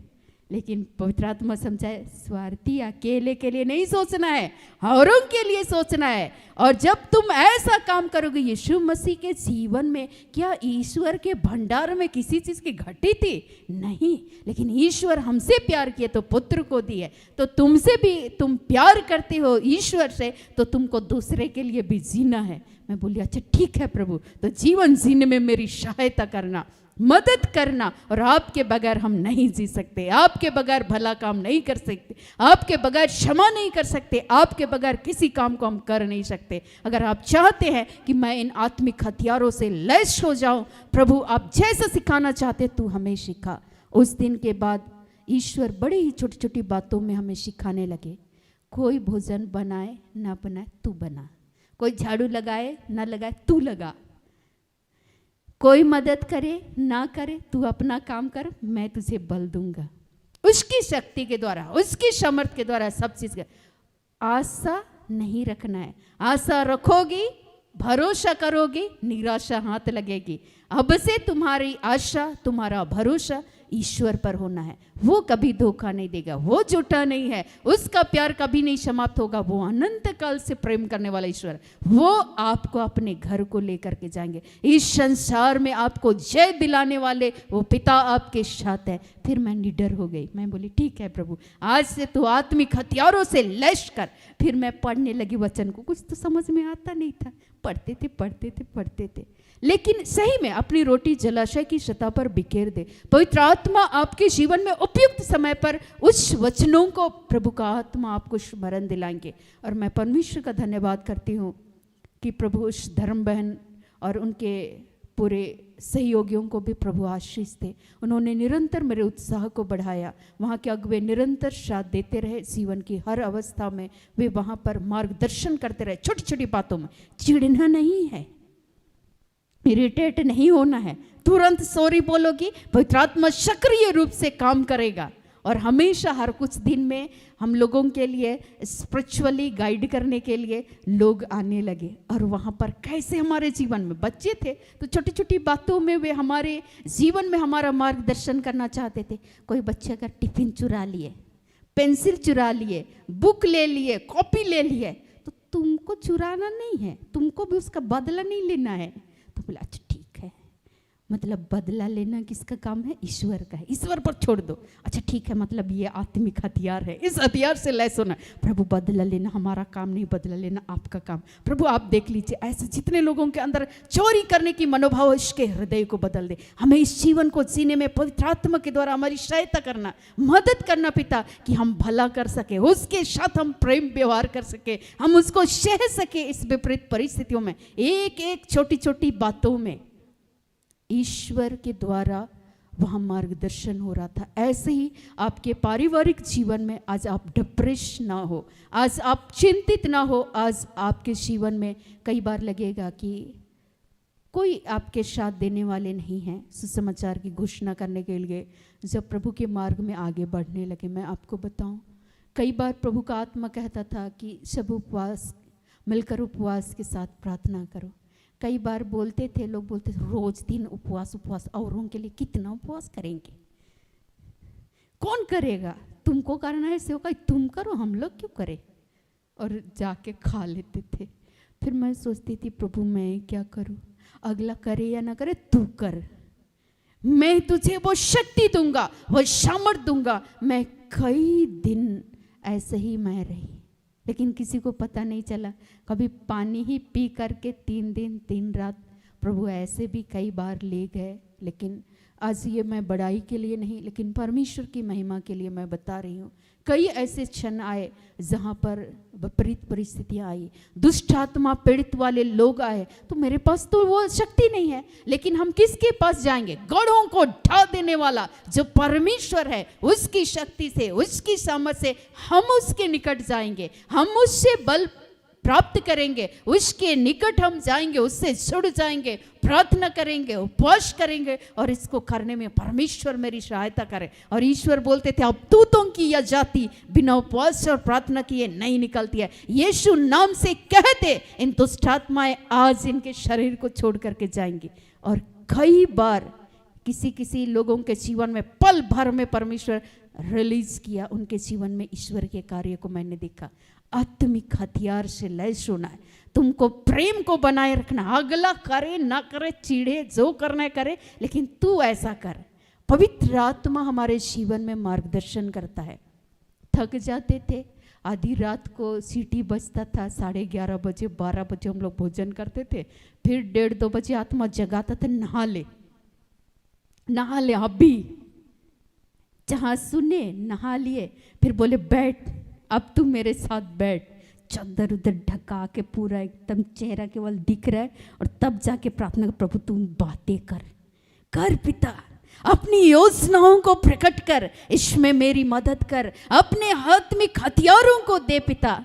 और प्रभु उस समय में देते थे कि आज ऐसे ऐसे केस आने वाला है, बोलते थे अच्छा ठीक है प्रभु, तो इसमें हमारी मदद करना, देख हम आपकी सहायता के बगैर नहीं कर सकते, हम बैठ नहीं सकते, हम बोल नहीं सकते, और इन तमाम शक्तियों पर हम जीत हासिल नहीं कर सकते, लेकिन आप विजयी परमेश्वर हैं, आप आज इस पर आप जय दिलाइए। और ईश्वर की शक्ति के द्वारा प्रभु हमें जय को दिलाते हैं। कई ऐसे दिन, चूंकि मैंने बाइबल कहीं से सीखा नहीं है, पवित्र आत्मा हर दिन जगह जगह के बोलते थे अभी तू पढ़, सब सो रहा है, तब हम सोचते थे अच्छा, कई बार हम बाथरूम में बाइबल लेकर के जाते थे।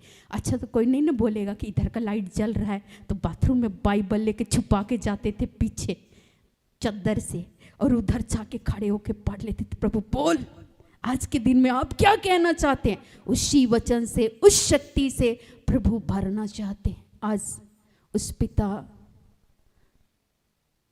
की शक्ति के द्वारा आज ईश्वर चाहते हैं, जैसे वचन का 2 खंड में लिखता है, इसलिए हम कल्पनाओं का और हर एक ऊंची बात का जो परमेश्वर की पहचान के विरुद्ध में उठती है खंडन करते हैं। वहां पर कोई करे ना करे, कोई जागे ना जागे, पवित्र आत्मा जगाता था और बोलता था तू अभी कर। जिस दिन हम नहीं सुने, वहां दिन भर नहाने का भी मौका नहीं मिला। ऐसे हमारे भाई भी यहाँ, जो हमारे यहाँ के इंचार्ज हैं, वो भी फंस जाते हैं। जहाँ जहाँ वो इनकार करते हैं, नहीं सुनते हैं, वहाँ जाके मामला फंस जाता है, और दिन भर बिना नहाए धोए घूमते रहते हैं।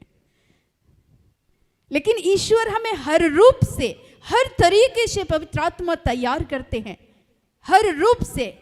आपके बोलने से, चलने से, उठने से, बैठने से प्रभु हर तरीके से हर घड़ी आपको सिखाते हैं, अपने आत्मा के द्वारा बल प्रदान करते हैं और आप उसकी शक्ति से, उसकी सामर्थ्य के द्वारा आप उस परिस्थितियों का, आपको लगेगा अरे सब सो रहे हम भी सो ले थोड़ा, लेकिन आप विरोध करेंगे परमेश्वर की शक्ति के द्वारा, उस हथियार से लैस होकर के, नहीं मुझे जागना है, पवित्र आत्मा की शक्ति से हमें भरना है, प्रभु मुझे जगाए हैं।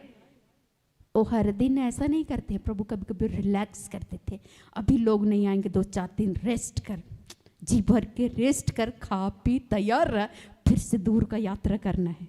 ईश्वर एलिया को बोल रहे थे और वैसे ही पवित्र आत्मा बोलते हैं कि अब तैयार हो जा, अब लैस हो जाओ उस आत्मिक हथियार से। बॉर्डर में जो सेना के लोग हैं, अगर वे अपने हथियार को लेना बंद कर दे तो जब दुश्मन आएंगे, हमला करेंगे, वे नष्ट हो जाएंगे। हमारे दुश्मन शैतान जो हमारे विपक्ष में खड़े हैं, और आज हम लोग सांसारिक हथियार को लेकर के ना चले, संसार की चिंताएं, संसार की ये दुख क्लेश, उससे भी बढ़कर प्रभु की शक्ति, प्रभु के सामर्थ्य पर भरोसा रखें, उसकी शक्ति, उसकी सामर्थ्य से लैस हो जाए, उसके विश्वास पर, यीशु मसीह पर विश्वास करें कि उसकी शक्ति के द्वारा आप गढ़ों को ढा सकते हैं। चिंता मत कर, कल की चिंता मत कर, आज की मुसीबत आज के लिए बहुत है। शैतान वो डालता था, क्या खाओगी, क्या खिलाओगी, तेरे पास कुछ है क्या?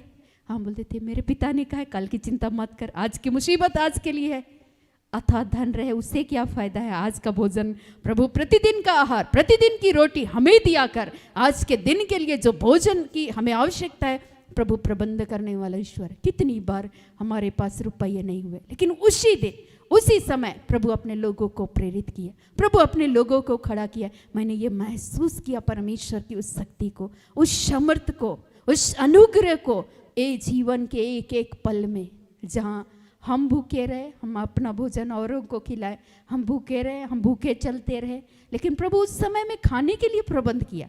तब मैंने देखा कि अच्छा प्रभु मतलब आज भी हमको चेक कर रहे थे, तू देती है कि नहीं, उदार है कि नहीं है, तू मेरे वचन के अनुसार चलती है कि नहीं, तुम आत्मिक हथियार को लेकर चलती है। अच्छा, उदार प्राणी हष्ट पुष्ट हो जाता है, जो औरों की खेती सींचते है उसकी खेती आप सींची जाएगी। हम उसकी शक्ति के द्वारा, उसके सामर्थ्य के द्वारा हम सब चीज कर सकते हैं। और ईश्वर बोल रहे हैं उन बातों को जो हमें परमेश्वर से जुड़ने नहीं देती है, ईश्वर से, ईश्वर के वचन से, उसकी शिक्षाओं से अलग करना चाहते हैं, उसका हम विरोध कर सकते हैं पवित्र आत्मा की शक्ति के द्वारा। उस हथियार से, प्रभु के हथियार को लेकर के, विश्वास की ढाल, आत्मा का तलवार, परमेश्वर का वचन और उपवास के साथ जब हम प्रार्थना करते हैं, परमेश्वर हमारी सहायता करते हैं। जो ईश्वर यीशु मसीह की मदद किए, वही परमेश्वर आज हमारे भी सहायता करते हैं। और इसीलिए पौलुस भी ये लिखते हैं, इसलिए हम कल्पनाओं का और हर एक ऊंची बात का जो परमेश्वर की पहचान के विरुद्ध में उठती है, क्योंकि वो आपको हमेशा ईश्वर का विरोधी बनाना चाहती है, संसार की बातें सांसारिक रूप से वो समझाना चाहती है। अच्छा, लोग इसलिए तुमको गाली दे रहे, देख तुम इतना मेहनत करती है फिर भी तुमसे रफली लोग व्यवहार कर रहे हैं। आप कहाँ तोड़े जाएंगे, आप कहाँ सीखेंगे?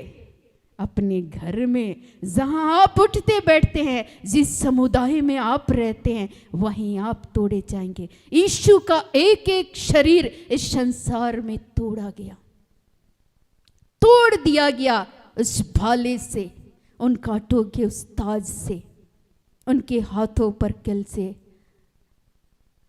ठोके गए, छिद गए वो हाथ, वो पछली, सचमुच में उनका शरीर हमारे लिए तोड़ा गया। आज ईश्वर के विरोध में जो भी बातें हमें ले जाना चाहती है, ऐसी शक्तियों को हम यीशु नाम से, वचन के साथ, विश्वास के साथ, उपवास के साथ, परमेश्वर से लिपट कर, परमेश्वर से प्रार्थना करते हुए, पिता से, यीशु से संयुक्त होकर के, पवित्र आत्मा से संयुक्त होकर के जब हम जीवन को जीते हैं, हम उसका विरोध करेंगे पवित्र आत्मा के द्वारा। और पौलुस भी यहाँ यही काम कर रहे थे, परमेश्वर की पहचान के विरुद्ध में उठती थी, उसका खंडन करते थे। आपको मन नहीं करेगा, लेकिन आपको भला करने के लिए पवित्र आत्मा बोलेगा। आपको तब भी बोलेंगे बेटा तू अच्छा बर्ताव कर, इसमें मैं तुम्हारी सहायता करूँगा। आपको लग रहा है लोग पूछा नहीं, मुंह मोड़ के चले गए, आपके विरोध में थे, फिर ईश्वर बोल रहे हैं तू जा, भला कर, प्रेम दिखा, क्योंकि सारी भलाई की भरपूरी यीशु मसीह में है, पिता में है। तू उसकी शक्ति से, उसकी सामर्थ्य से तू बलवंत होकर के तू जाए इस युद्ध भूमि में। ईश्वर लैस करते हैं और आपको भेज देते हैं ताकि आप क्या हो जाए। यहाँ लिखते हैं पौलुस, खंडन करते हैं और हर एक भावना को कैद करके मसीह का आज्ञाकारी बना देते। एक एक अपनी मन की भावनाओं को, उन विचारों को वो बोलते हैं कि मैं कैद कर लेता हूँ, मैं मारता हूँ, यीशु के नाम से मारता और कूटता हूँ अपने शरीर को। उन मन की इच्छाओं को, उन योजनाओं को आपको दमन करना होगा जो आपको ईश्वर के विरोध में ले जाती है, जो आपको हो सकता है आलस्य का शिकार बनाना चाहती होगी ताकि आप आशीष को ना पाएं। वो प्रताप भोर आपको जगाता है, अपने ज्ञान से, बुद्धि से, विवेक से भरना चाहते हैं, आत्मिक हथियारों से लैस करते हैं ताकि आप पूरे दिन में ईश्वरीय शक्ति से भरकर आप समाज में सुसमाचार के लिए एक गवाह, एक साक्षी ठहर सके। तो वो आपको पूरा दिन आपको बर्बाद करने के लिए आपको आलसी बना देगा। आपको सुबह ही आपके मन में चिड़चिड़ापन को डाल देगा, सुबह ही आपके मन में क्रोध की बातों को डाल देगा, सवेरे सवेरे और दिन की चिंता को डाल देगा, बच्चों की चिंता को, घर की चिंताओं को, परिवार की चिंताओं को। फिर आपके अंदर अविश्वास, आज तक प्रार्थना किया क्या हुआ, आज तक वचन पढ़े क्या हुआ, क्या मिला, संगति करके क्या मिला, क्या मिलेगा जीवन में, सब बेकार है। आपको परमेश्वर से दूर ले जाएगा। आपको ऐसी उठने वाली हर एक बातें जो ईश्वर के विरोध में ले जाती है, आपको दमन करने के लिए उस हथियार चाहिए। आज ये लड़ाई आत्मिक है। आप इस संसार में हमेशा के लिए नहीं आए हैं। क्षणिक सुख ये सब चीज़ समाप्त हो जाएगा, लेकिन परमेश्वर जो हमें अनंत काल से प्रेम करता है, वो ईश्वर चाहते हैं हम इस संसार में आशीष को प्राप्त करें और एक आशीषित जीवन को जिएं, परमेश्वर की आशीषों से लैस होकर, परमेश्वर के उस सारे हथियार से लैस होकर इस संसार में हम आनंद के साथ, एक भरपूरी के साथ हम जीवन को जिए और परमेश्वर के राज्य को जाएं। आनंद के साथ, उत्साह के साथ हम इस संसार में जीवन यापन कर सके और हम अंततः स्वर्ग राज्य को जाएं। प्रभु की आत्मा के अनुसार जब हम चलेंगे, सुलेमान ही लिखते हैं उपदेशक शुभोपदेशक में, मैं चाहता हूँ मनुष्य खाए पिए और सुख शांति से जीवन व्यतीत करे। ये परमेश्वर का वरदान है। और शैतान ये चाहता है कि आप आलसी बने, काम ना करें और आप भिखमंगे हो जाएं, आप रोगी हो जाएं, आप लाचार हो जाएं, आप तंगी में होकर के गुजरे। लेकिन पौलुस चाहते हैं अपने हथियार को लैस होकर के आपका जो कर्तव्य है उस कर्तव्य को आप पूर्ण ईमानदारी के साथ करें। परिवार के प्रति, पति के प्रति, बच्चों के प्रति, आप जहाँ काम करते हैं वहाँ के प्रति। और जब आप आत्मिक रूप से जब आप चलते हैं तो परमेश्वर आपकी सहायता करते। मैंने कुछ नहीं किया, जो वचन कुछ नहीं था, मेरे जीवन में यीशु थे और जहाँ मैं सुनी वहाँ प्रभु आनंद के साथ काम करने में हमारी सहायता की है। जहाँ मैं नहीं सुनी वहाँ अपने जीवन में मैंने कई बार दुखों का सामना किया, कई दिन मैं रोते रही, लेकिन उन पलों में भी मैंने अंततः प्रभु को पुकारा। और सचमुच में जब हम प्रभु को पुकारते हैं, प्रभु दुखियों से दूर नहीं है और जिनका हृदय टूट गया प्रभु ने संभालता है। और जो यीशु मसीह से प्यार करते हैं और उसके निकट जाते हैं, ईश्वर उनके लिए सारी बातें मिलकर भलाई को उत्पन्न करते हैं। प्रभु ने हमारे जीवन के लिए भला ही किया, चाहे शैतान बुरे विचार को डाले, बुरी युक्तियों को डाले, लेकिन वो अंततः हार गए। और मैं ये चाहूँगी कि परमेश्वर जीवन के अंत तक प्रभु ने जिस उद्देश्य के तहत इस संसार में भेजा है, आप सबों को, हम सबों को परमेश्वर हम सबों की सहायता करे, अपने हथियारों से लैस करे और प्रभु की अनुग्रह के द्वारा, प्रभु की शक्ति के द्वारा, पवित्र आत्मा की शक्ति के द्वारा हम लोग इस संसार में एक अच्छे जीवन को जी सके और अंततः प्रभु की इच्छा हमारे जीवन के द्वारा पूर्ण हो, हमारी भी आत्मा बचे और हमारे द्वारा ईश्वर औरों की आत्मा को भी बचाएं। और हम लोग प्रभु के हथियार को बांध करके जो भी विरोध की बातें हैं उसका हम लोग भी खंडन कर सके, दमन कर सके और प्रभु की बातों को सुनकर हमें एक आज्ञाकारी बन सके।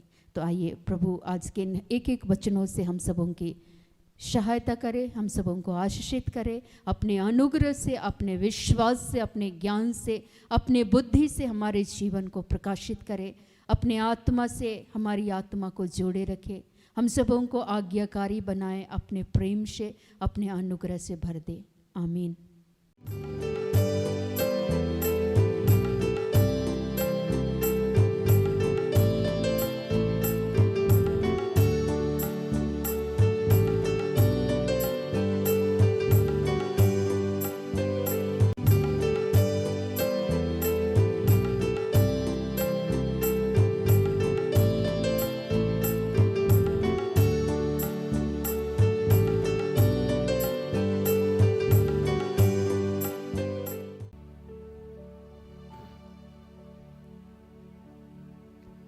कि हे दयालु पिता,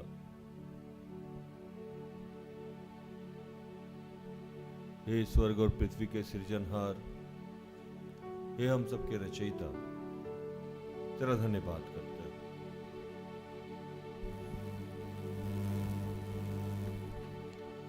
आज के सुंदर और आशीषित दिन के लिए जो तूने एक नए अध्याय के रूप में हमारे जीवन से जोड़ दिया, धन्यवाद प्रभु। आज तूने अपनी दासी के माध्यम से हमें सिखाया, समझाया कि हमारी लड़ाई जो है अंधेर की इन शक्तियों से है, तो हमारे हथियार भी आत्मिक होने चाहिए, गुप्त होने चाहिए, जो संसारिक रूप से दिखाई न दे, और उससे हम सुशोभित हो गए दुनिया की तमाम परेशानियों से विजय को प्राप्त करें। ऐसा प्रभु हमारे साथ होता भी है। जब भी हम प्रार्थना करें, तेरे वचनों पे मनन चिंतन करें, उपवास करें, तो हमारी हर समस्याओं से निजात दिलाता है प्रभु। आपके पुत्र यीशु ने कहा था, ये अवधूत बिना उपवास और प्रार्थना की नहीं जाती। हमारे जीवन में बहुत सारी ऐसी बातें हैं जो बिना उपवास और प्रार्थना की नहीं जाती, लेकिन इस हथियार को आज हम कहीं खो गए। इस हथियार को आज हमने कहीं खो दिया है प्रभु। इसके महत्व को आज हम नजरअंदाज करने लगे, इसकी उपस्थिति को हमने कहीं भुला दिया है प्रभु। पिता, हम तेरा धन्यवाद करते हैं कि आज तूने अपने दासी के माध्यम से फिर से हमें ये याद दिलाया कि इससे ऊपर कुछ नहीं। यह हथियार जो तूने गुप्त रूप से हमें दान और वरदान की तरह दिया है, इससे हम सुशोभित होके, लैस होके यीशु तेरे नाम से कहीं भी फतेह कर सकते हैं। और इस सामर्थ को, इस शिक्षा को आज तूने याद दिलाया और इस पे चलने की तूने कृपा दी है, इसलिए हम तेरा धन्यवाद करते हैं।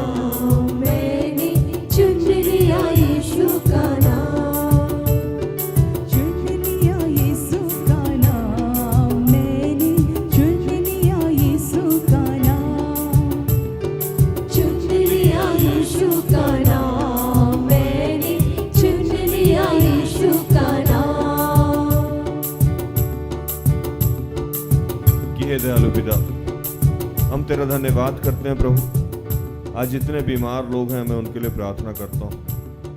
मैं प्रार्थना करता हूँ जितने लोग का एग्जाम चल रहा है, उनके पढ़ाई के लिए मैं प्रार्थना करता हूँ। मैं प्रार्थना करता हूँ जो आपका मार्गदर्शन चाह रहे हैं, पवित्र आत्मा आपकी उपस्थिति चाह रहे हैं, उनके लिए मैं प्रार्थना करता हूँ। मैं प्रार्थना करता हूँ तमाम बेरोजगार भाई बहनों के लिए। मैं प्रार्थना करता हूँ पिता, जो लोग पारिवारिक रूप से अशांति को महसूस कर रहे हैं, सामंजस्य नहीं है प्रभु, उनके लिए प्रार्थना करता हूँ। मैं प्रार्थना करता हूँ प्रभु उन तमाम भाई बहनों के लिए जो कहीं एडमिशन चाहते हैं।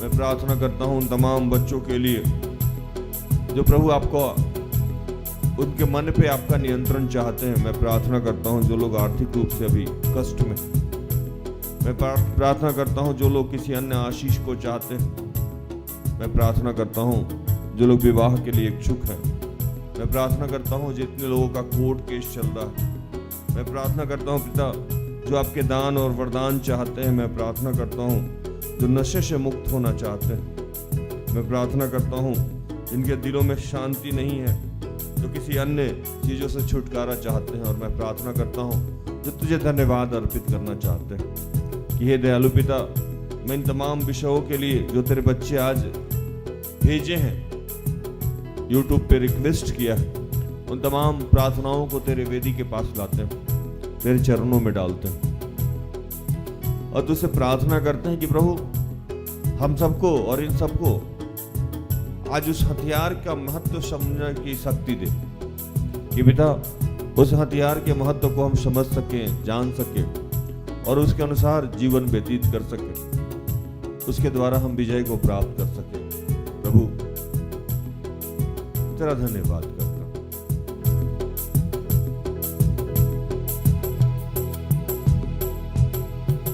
चुन लिया यीशु का नाम, मैंने चुन लिया यीशु का नाम, चुन लिया यीशु का नाम, मैंने चुन लिया यीशु का नाम, मुक्ति दिलाए यीशु का नाम, शक्ति दिलाए यीशु का नाम, मुक्ति दिलाए यीशु का नाम, शक्ति दिलाए यीशु का नाम, चुन लिया यीशु का नाम, मैंने चुन लिया यीशु का नाम, चुन लिया यीशु का नाम, मैंने चुन लिया यीशु का नाम।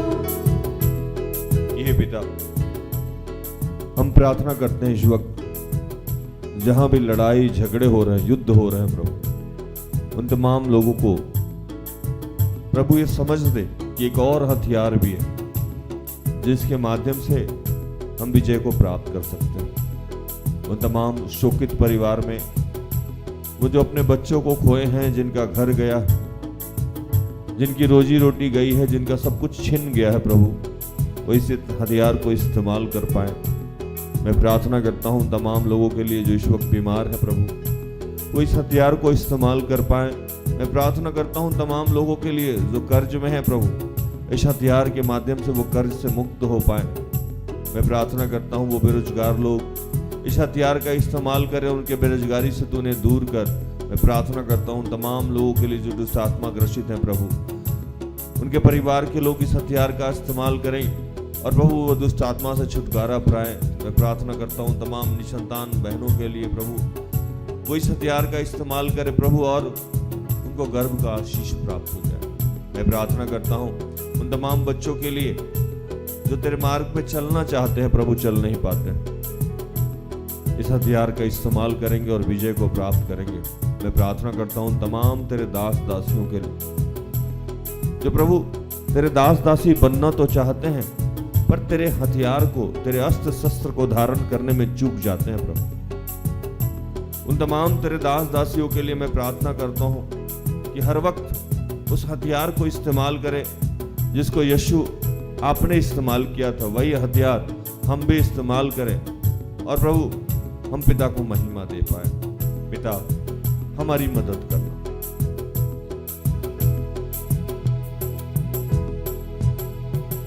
आत्मा दिलाए यीशु का नाम, आनंद दिलाए यीशु का नाम, आत्मा दिलाए यीशु का नाम, आनंद दिलाए यीशु का नाम, चुन लिया यीशु का नाम, मैंने चुन लिया यीशु का नाम, चुन लिया यीशु का नाम, मैंने चुन लिया यीशु का नाम।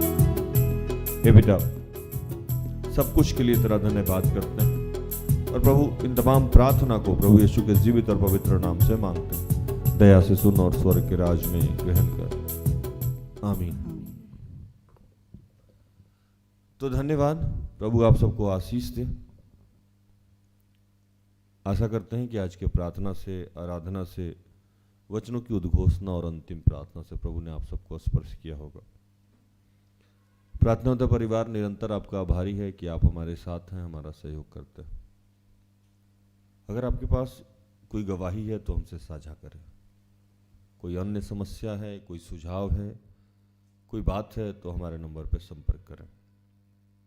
हमारे सहयोगी भाई बहन 24/7 24 घंटा 7 दिन आपके लिए हाजिर है।